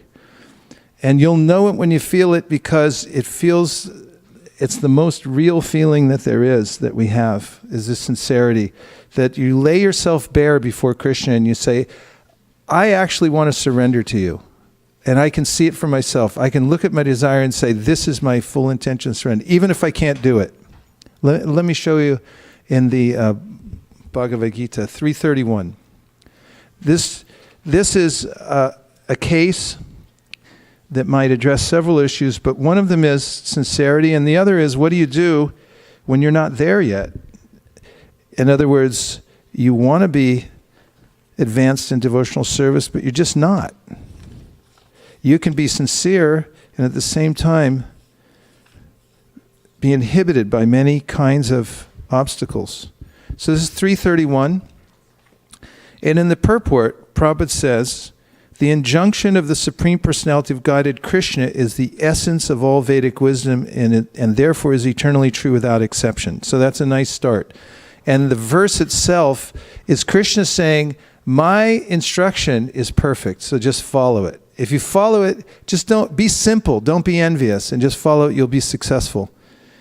Then he goes on, does Prabhupada in the purport, as the Vedas are eternal, so this truth of Krishna consciousness is also eternal. One should have firm faith in this injunction without envying the Lord. There are many philosophers who write commentaries on the Bhagavad Gita but have no faith in Krishna. They will never be liberated from the bondage of fruit of action. But an ordinary man with firm faith in the eternal injunctions of the Lord, even though unable to execute such orders, becomes liberated from the bondage of the law of karma. In the beginning of Krishna consciousness, one may not fully discharge the injunctions of the Lord, but because one is not resentful of this principle and works sincerely, without consideration of defeat and hopelessness, he will surely be promoted to the stage of pure Krishna consciousness. So it really means be without any pretense. The word sincere comes from this very interesting origin where marble became a very expensive commodity at one point. And the best marble didn't have cracks in it. And there were some merchants who were pulling marble out and then refining it, and it had cracks in it, but then they would put colored wax to cover up the cracks. And then when they'd sell it later on, the heat would come and the wax would come out, and you'd say, oh, the cracks were there all the time. So this word sinceri, which means without wax. So don't try to cover up all these things and make a pretense before Krishna, but just say, I sincerely want to surrender to you, even though I'm doing a very poor job of it right now, but this is my full intention. It's a very important question and topic. It's the most important substance, sincerity. And if you can get even one drop of it, then your devotional practice will be successful. Okay, who is next? You help me. Vrindavan, yes.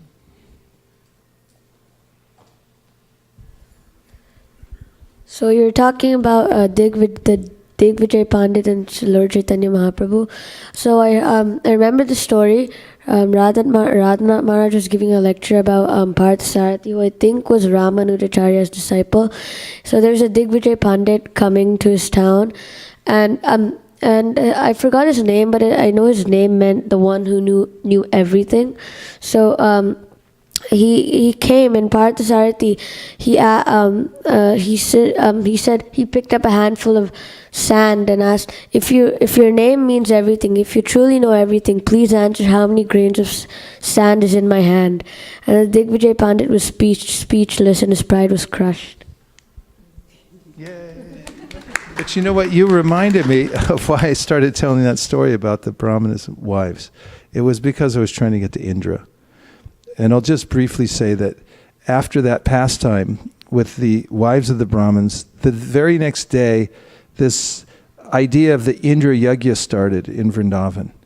And Krishna saw that there were many men who were setting up for this yajna. And he went over and asked his father, why are you doing this? And he said, to please Indra. And he asked, is it just a tradition, or is there actually something in Shastra, or what? He said, oh, we've always done it this way. And you know the story, so I'll cut to the end, but Krishna arranged to take away the sacrifices for Indra and have it all directed towards Govardhan Hill. And Indra got crushed by the whole experience because he became angry out of his pride and tried to kill everyone in Vrindavan. Krishna saved them by lifting up the hill.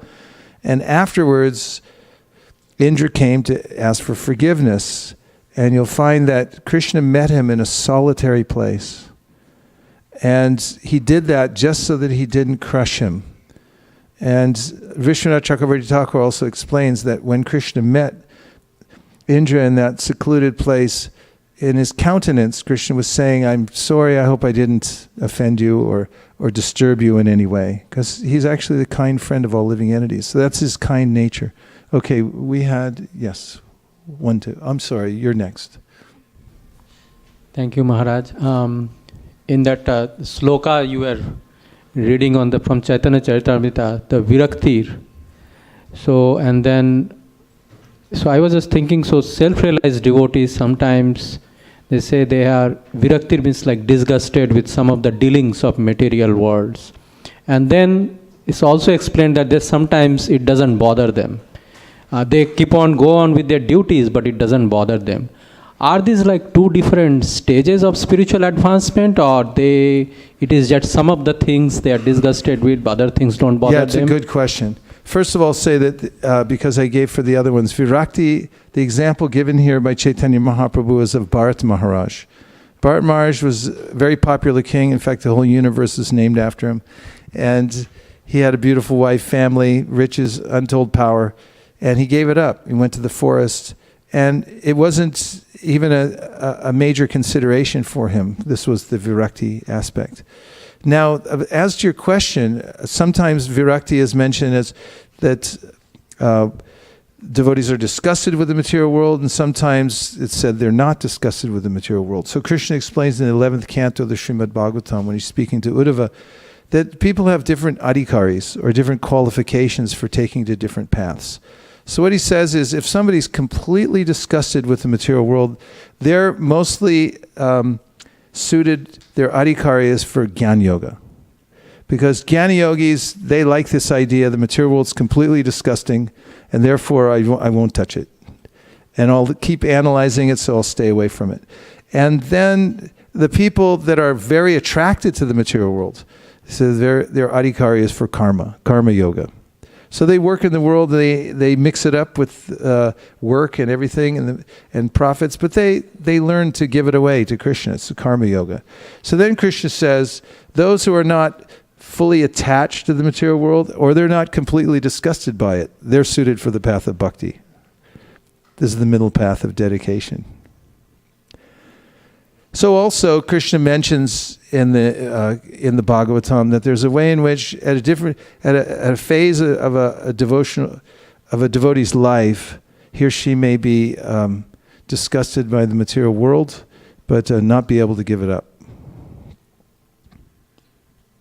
Doesn't have the power yet to give it up. But actually, those devotees who are very, very advanced, they don't see the world as different from Krishna. Like Prabodhananda Saraswati says, I see the whole material world as the abode of joy. And that goes to the point in the Bhagavatam also that there's only two people that are happy in this world. One person is the fool, because he doesn't know enough yet that the material world's an illusion. He just thinks like this is it. And the other one is the person who's completely liberated. And everybody else in between, which is where the big numbers are has to really suffer, because they can see that I shouldn't be involved in this, but it's really difficult because they're not there yet. Okay, was there one last thing? Yes, Prabhu. Thank you, Prabhu, for the class.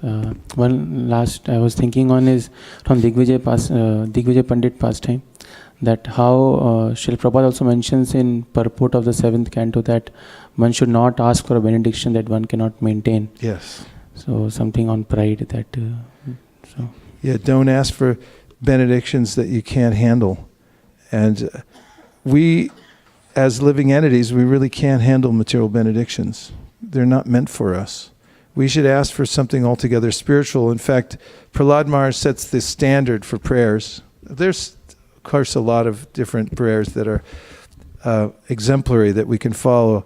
But Prahlad Maharaj says, if I ask for any benediction, let it be this: there be no more material desires within my heart. And then Prithu Maharaj also says, I don't know what to pray for because I'm attached. So you pretend you're my father and I don't know anything. I'm your son. You decide what's good for me, and you just enact whatever that is, and I'll take it. And we'll have a little chanting to end this session, and just at 8 o'clock then we'll have the Artik ceremony. So thank you everyone for coming out to ISV tonight on a Wednesday night, and participating in this discussion. Hare Krishna.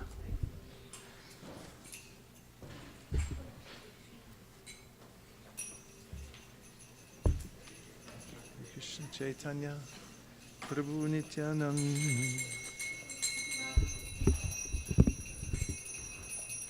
Jaya Shri Krishna Chaitanya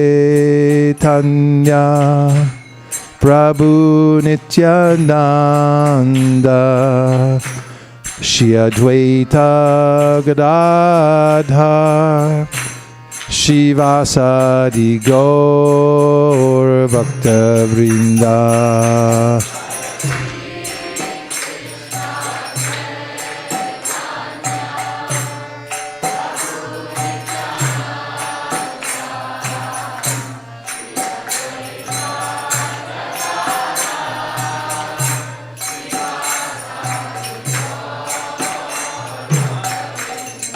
Jaya Shri Krishna Chaitanya Prabhu Nityananda Shri Advaita Gadadhar Shivasadi Gaur Bhakta Vrinda.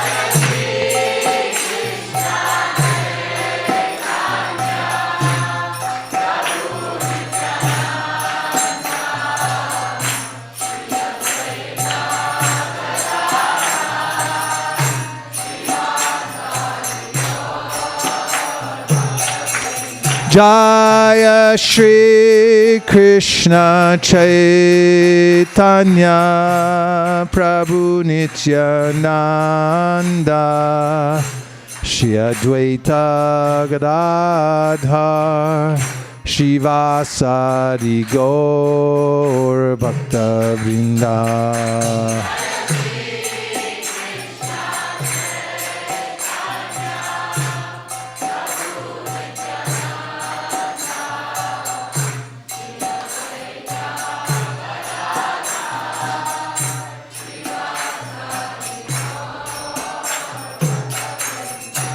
Hare Krishna,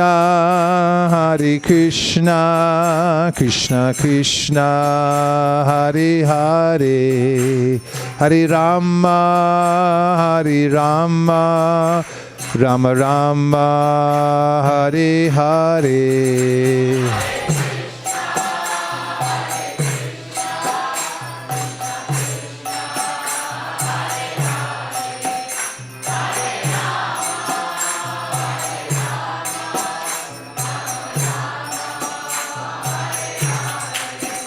Hare Krishna, Krishna Krishna, Hare Hare, Hare Rama, Rama Rama, Hare Hare.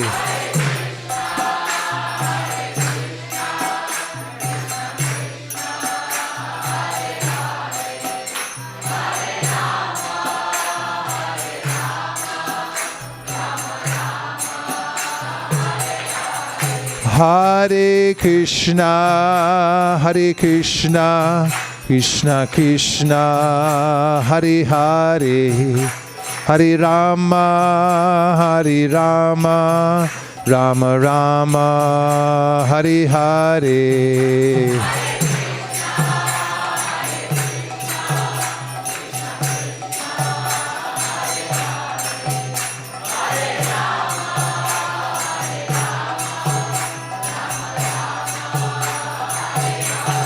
Hare Krishna, Krishna Krishna, Hare Hare, Hare Rama, Rama Rama, Hare Hare.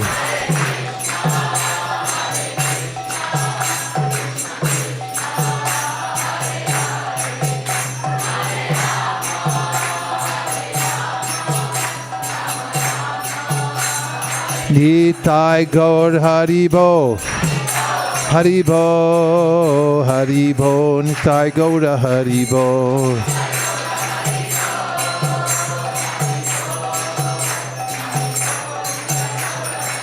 Jaya Jaya Prabhupada, Prabhupada, Prabhupada, Jaya Jaya Prabhupada.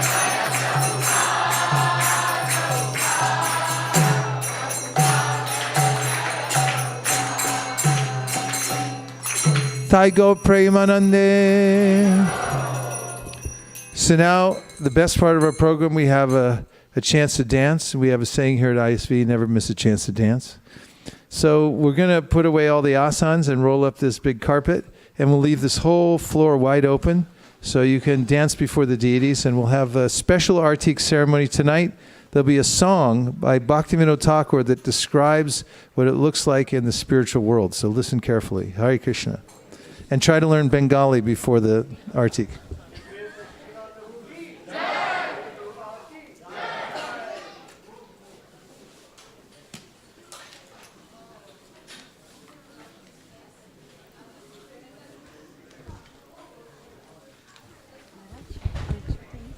One is that what heading should I give for today's lecture, like a topic? Today's lecture? Today's topic, yeah. What do you think?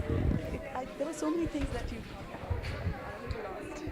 Well, one thing I've been doing is going back and I find a few catchphrases that I found, and I just put them all. You can line them all up. Yes. I noticed more people look. Yes. You can go in there and just say like this, that. Pick a few. It doesn't have to be one thing. But what for the main topic? Jeez. I have to think about it. It's not coming right to my mind. Okay, then I won't publish it. Well, what do you think? I'm confused, Maharaj. What? I'm confused, Okay, yeah. okay. Well, let's let it... I can because it's in the body of the... what? It goes inside the body of the video. Inside the video, the first thing Oh, it shows does, the name. huh? Yeah. Do you have to do it right now? No, I can always Do it after Artik. I'll figure it Yeah. So second thing was, Maharaj, may I leave? out. What? May I leave and Yes, go? absolutely. Please take care of yourself. Yeah, thank you. Maharaj.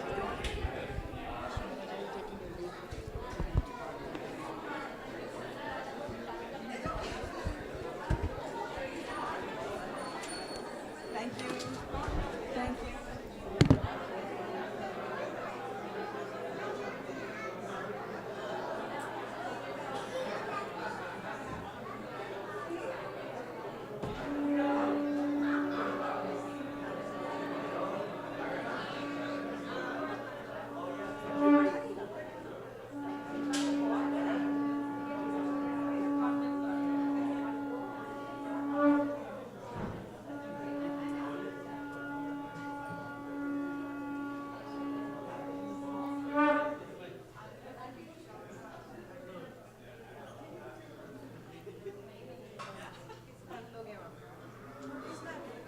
Namo Om Vishnu Padaya Krishna Preshtaya Bhutale Srimate Bhaktivedanta Swami Iti Namine.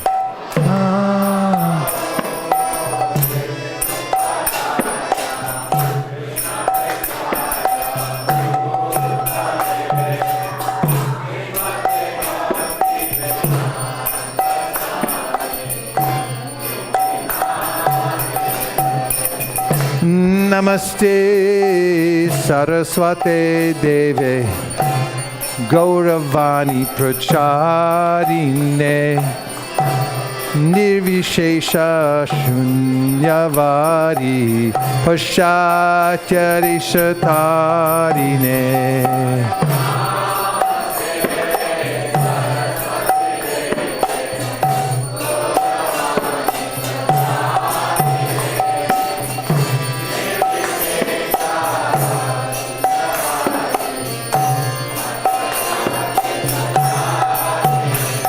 Jayo Jaya Gaura Chande Raruti Koshoba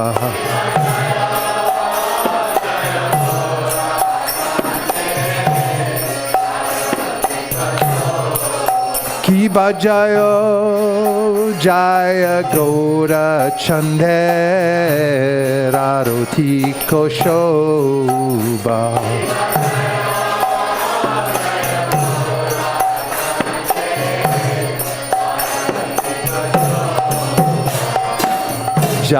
Janavi Tatavani Jagamana Loba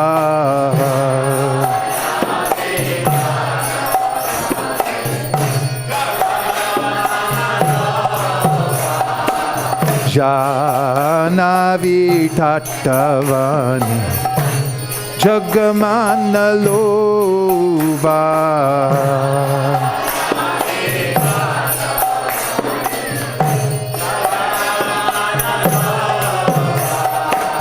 Jaga Janamana Lobha.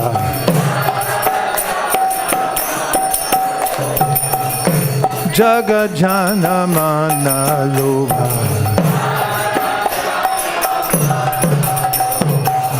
Gaurangera Rotik Shobha. Jaga Janamana Lobha.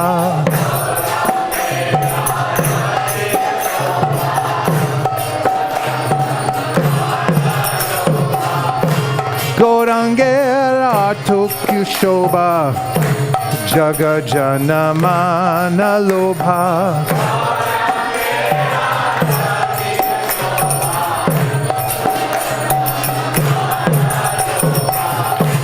Jaga Janamana Lobha.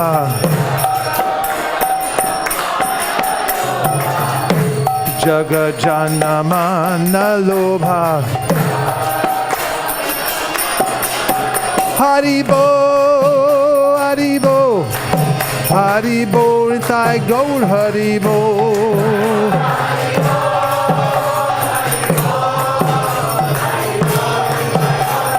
Nitai Gaur Haribo, Haribo, Haribo, Nitai Gaur Haribo.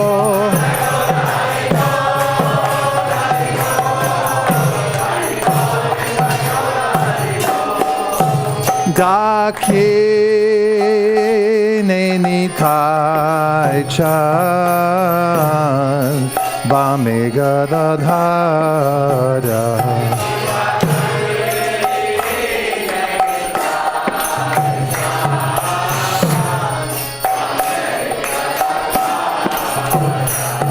Dake ne Nitai Chan Bame Gadadhara.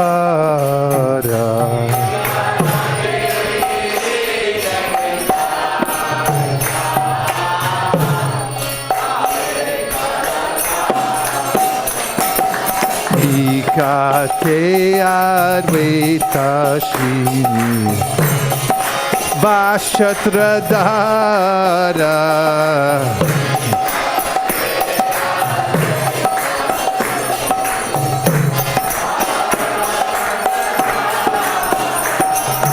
Ikate Advaita Shini Vashatradhara.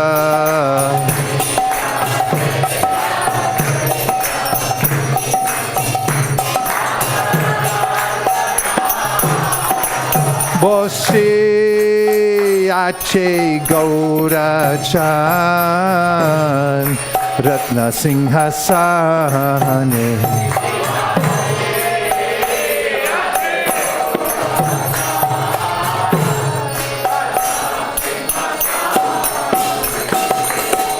Aroti Korena Brahma Adi Deva Gane.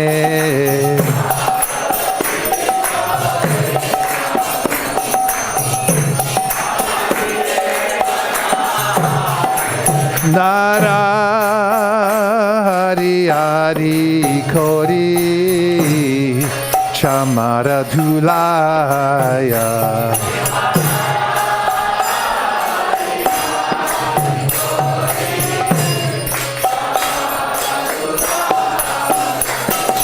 Sanjaya Mukunda Basu Goshari Gaya.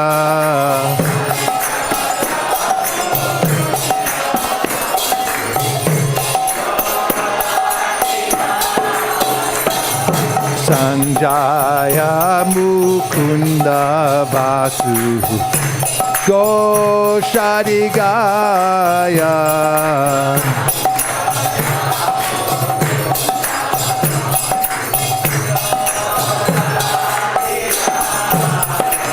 Shanka baje, ganta baje, baje karatala.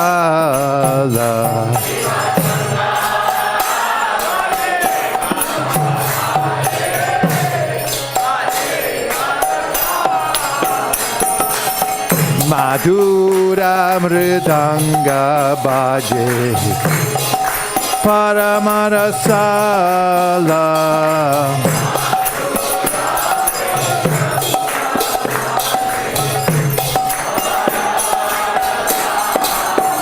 Hey Madhura mridanga baje Paramarasala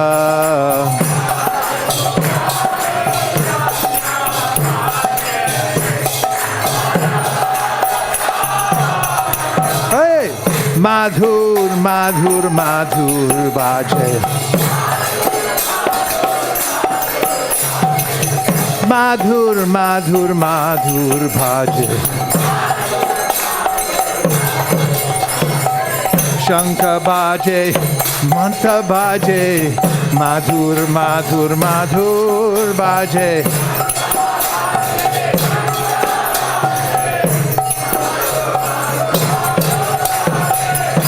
Shankha baje, ganta baje, madhur, madhur, madhur baje.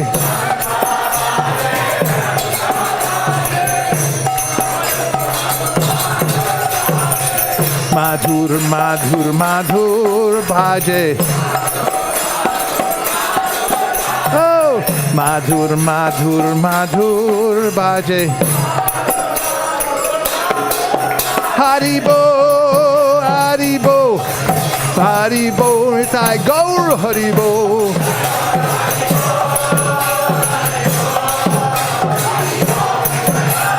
Nitai Gaur Haribo, Haribo, Haribo, Nitai Gaur Haribo.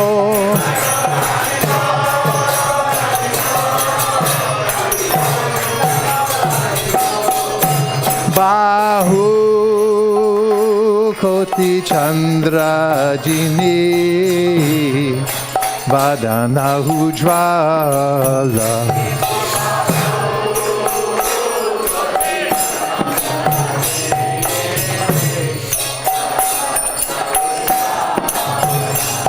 Bahu Koti Chandra Jini Varana Ujvala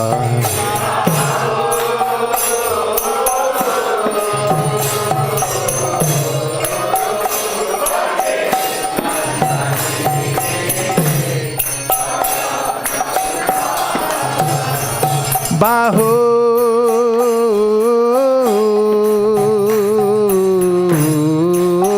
Koti Chandra Jini Vadana Ujvala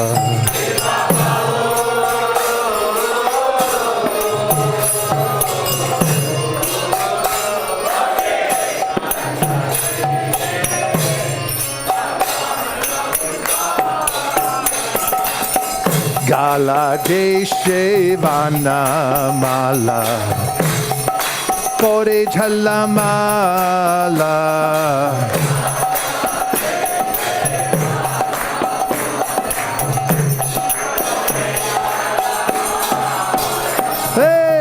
Gala Deshe Vana Mala Kore Jhalamala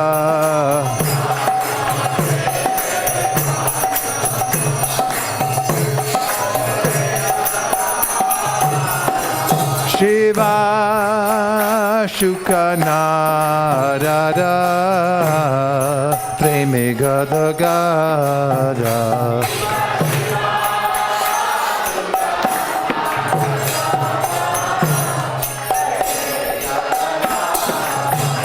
Shiva Shuka He Narado Preme Gada Gada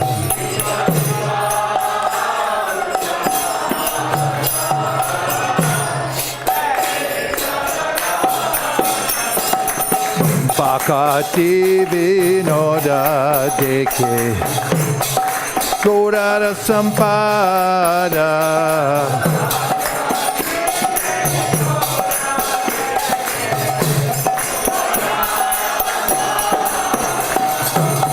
Bhakti Vinoda Deke Gaurara Sampada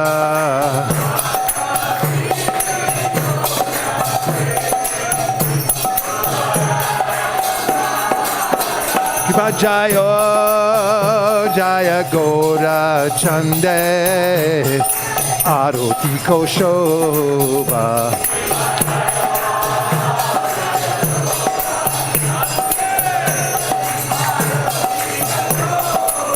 Kiba Jaya Jaya Gaura Chande Aroti Koshoba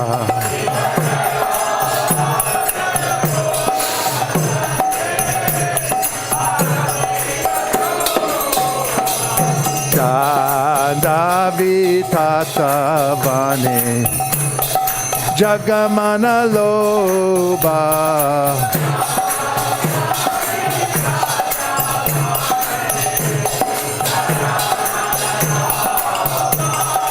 Jana Vitata Vane Jagamana Loba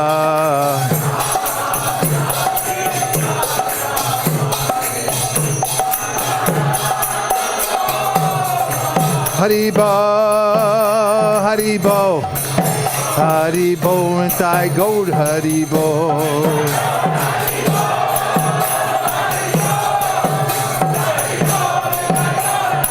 Nitai gold Haribo, Haribo, Haribo, and thy gold Haribo.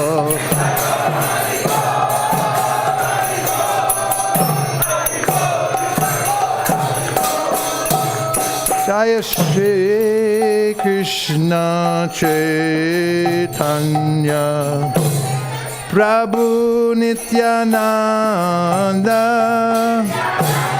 Shri Advaita Gadadhar Shivasari Gaur Bhakta Vrinda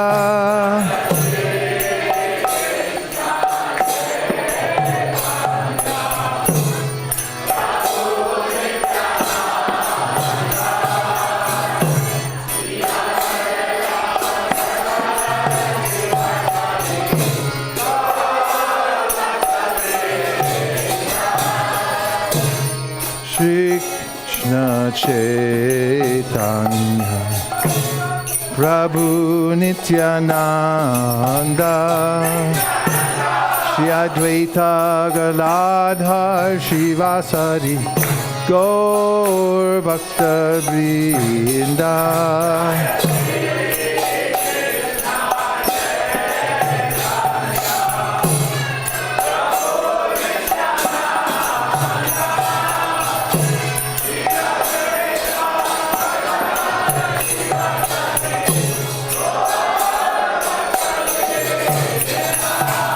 Shri Krishna Chaitanya Prabhu Nityananda Shri Advaita Gadadhar Shivasari Gaur Bhakta Vrinda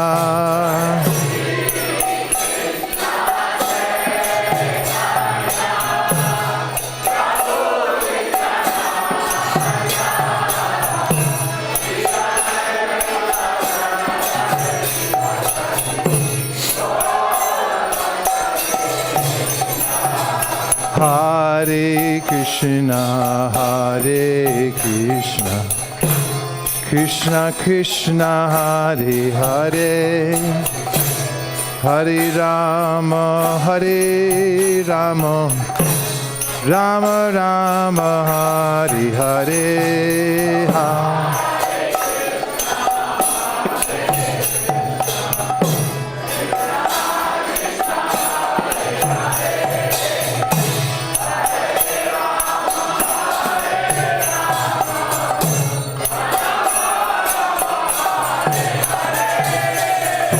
Hare Krishna, Hare Krishna, Krishna Krishna, Hare Hare, Hare Rama, Hare Rama, Rama Rama Hare Hare.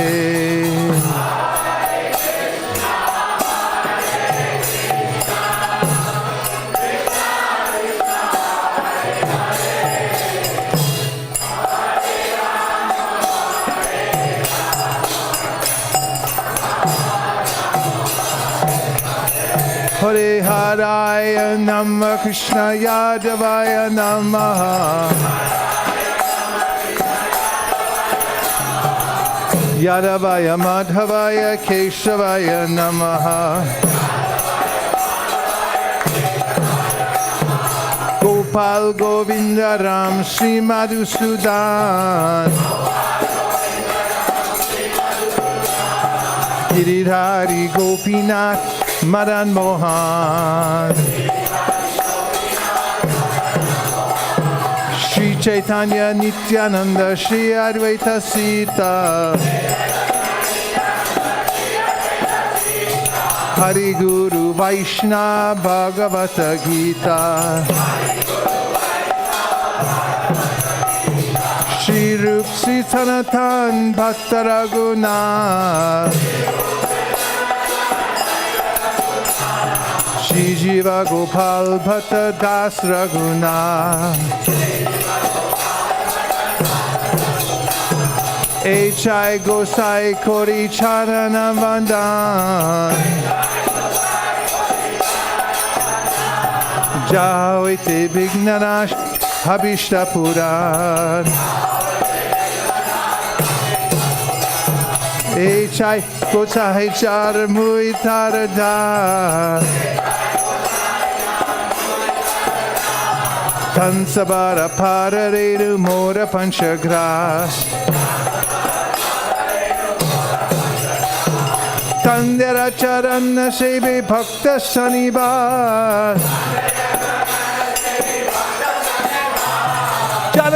Janame Hoye Abila H.I. Gosai Jabe Braje Kolabas Radha Krishna Nitya Leela Koila Prakash Shri Shri Radha Krishna Nitya Leela Koila Prakash Bolo Anande Bolo Hari Bhaja Vrindavan Bolo Anande Bolo Hari Bhaja Vrindavan Shri Guru Vaishnava Pade Majjamiyama Shri Guru Vaishnava Pade Majjamiyama Shri Guru Vaishnava Pad Padma Kori Ash Hari Nam Sankirtan Kohe Narottamo Das Hare Krishna, Krishna Krishna, Hare Hare, Hare Rama, Rama Rama, Hare Hare.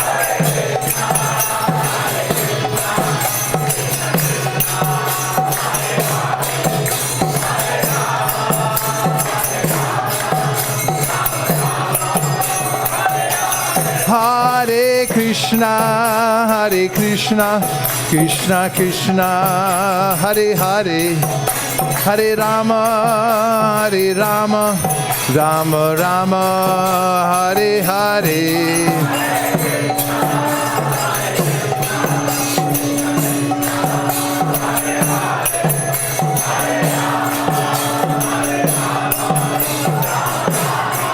Oh, Hare Krishna, Krishna Krishna, Hare Hare, Hare Rama, Rama Rama, Hare Hare.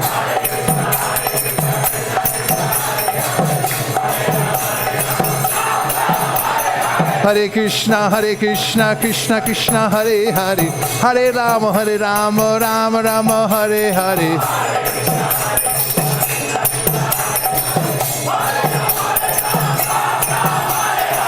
Hare Krishna, Krishna Krishna, Hare Hare, Hare Rama, Rama Rama, Hare Hare.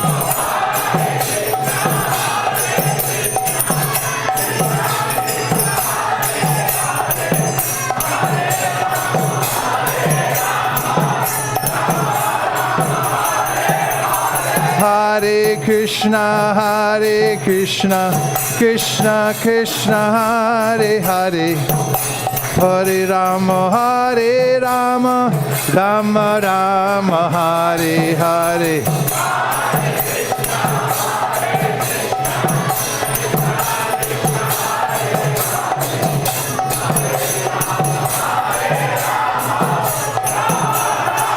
Jai Gaura Hari Bo, Hari Bo, Hari Bo, Jai Gaura Hari Bo.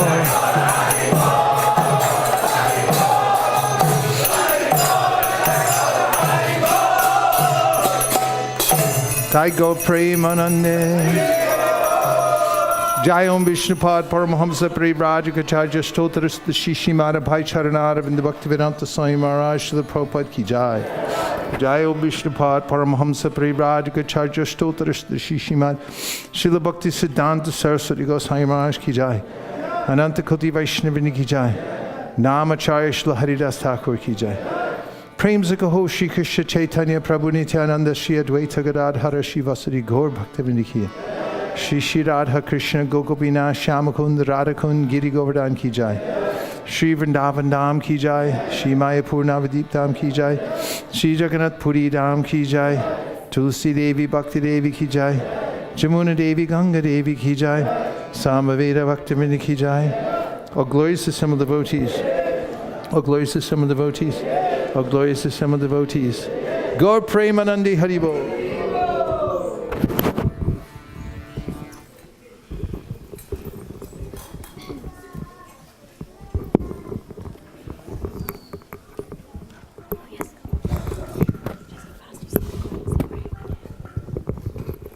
Hare Krishna.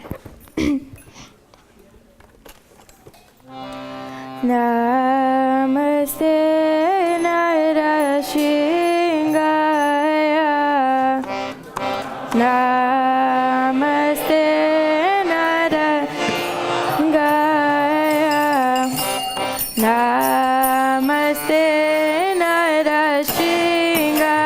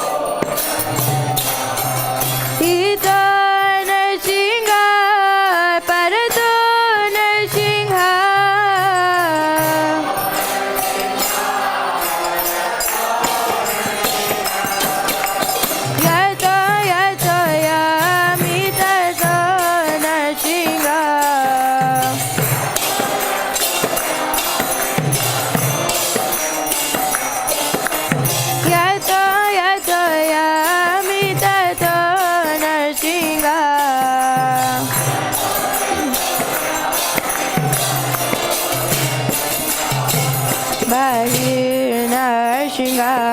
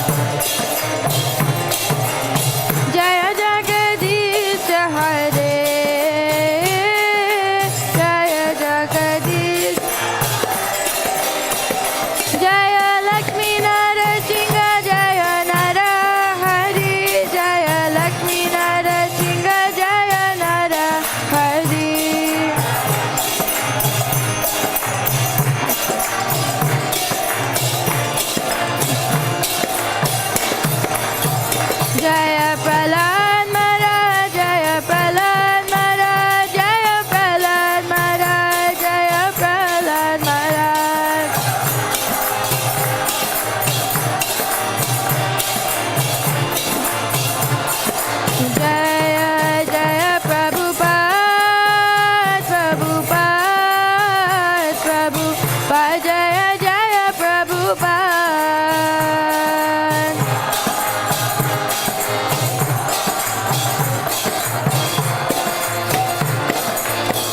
Nitai Gaura Haribo, Haribo, Haribo, Nitai Gaura Haribo.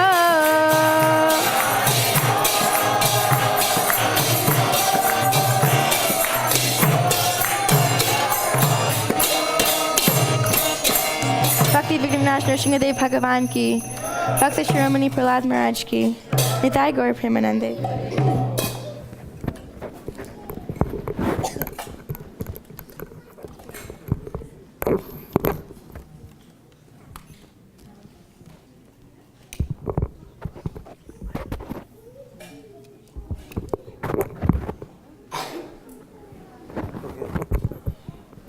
Go give the announcements. Just keep it cool.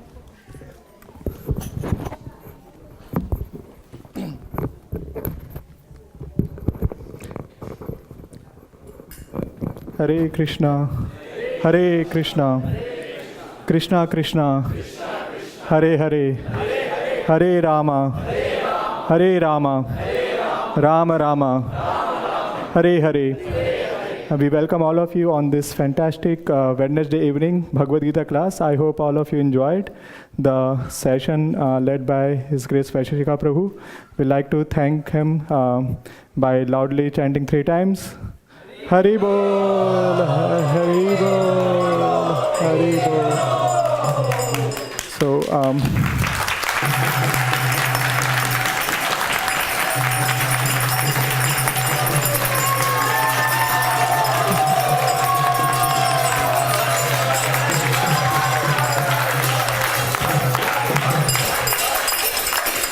thank you so much for your warm welcome. And so we have 3 times in a week program, and we have on Wednesday evening 6 p.m. and then Saturday morning 7:30 a.m. and Sunday start at 3 p.m. And especially this week we have a very fantastic thing coming. What is that? ISV picnic. So I'm sure everyone is looking forward, and we have Hanspriya Mataji who has made all the arrangements, and she's ready. She has sent the form for RSVP. Those of you who have not filled the form, kindly fill the RSVP so that we can serve you better. And also we'd like to invite the first time comer to the temple. Kindly raise your hand if you're the first time here. Oh, thank you. Oh wow, we are a lot of. And Vrindavan always first time. Hare Krishna. We welcome you to our temple community. Please feel free to reach any one of us able to order to serve you better, and we can connect you. And next thing is the cooks for today. So.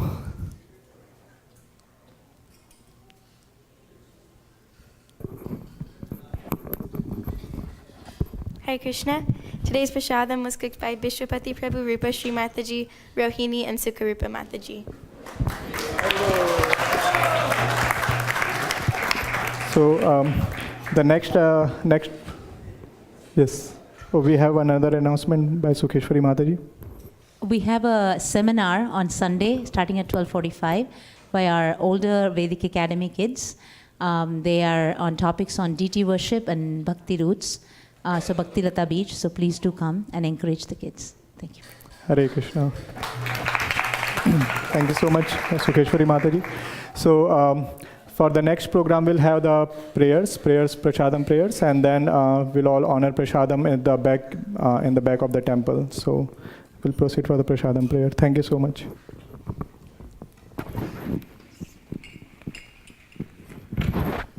First thing, Advait's going to tell us what this means. Just a summary. Tongue is very difficult to control. So it starts off by saying that the tongue is very difficult to control, and that we were thankful that we have prasadam that Krishna provided for us to eat.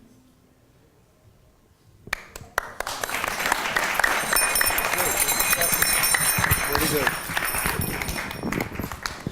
There's a song in Bengali by Bhaktivinoda Thakur. And one thing, please take notice, that any song that you sing from Bhaktivinoda Thakur will transfer you to the spiritual platform. So you can add this into your daily routine, sing songs by Bhaktivinoda Thakur. Even if you read the translations, you'll be properly aligned in bhakti, because we are really in the Bhaktivinoda Parivar, the family of Bhaktivinoda, who revived the movement of Lord Chaitanya Mahaprabhu and brought it to the world in a most profound way. But especially these songs are vitally important for anyone to advance in devotional service. Shri Krishna Purushottam Prabhu, do you agree? Do you agree with this statement? Okay. Sharira vijaja jodendriya tahika jive pele vishaya shagore dharma jeji boyati loba moisu durmati Chake jeta katita shanchare Krishna bora toyamor Gori bhare dikhwaja Shaprashadanda diloba Shayanamrita pao Radha Krishna Gunaga Preme Dakto Shri Chaitanya Dita Preme Dakto Shri Chaitanya Dita Bhakshare Govinde Nama Brahmani Vaishnave Sapa Punyavatam Rajan Vishwaso Navijaya Prasade Sarva Dukhanam Aniraso Pujayate Prasanate Taso Yashu Budipaya Prakrishta Trayopa Bhukta Shadganda Vasalankara Chartitaha Uchishta Bojino Dasyas Savamayam Jayemahi Bhagavad Shri Mahaprasada Ki Gora Premanande Nitai Gora Haribo Haribo Haribo Nitai Gora Haribo.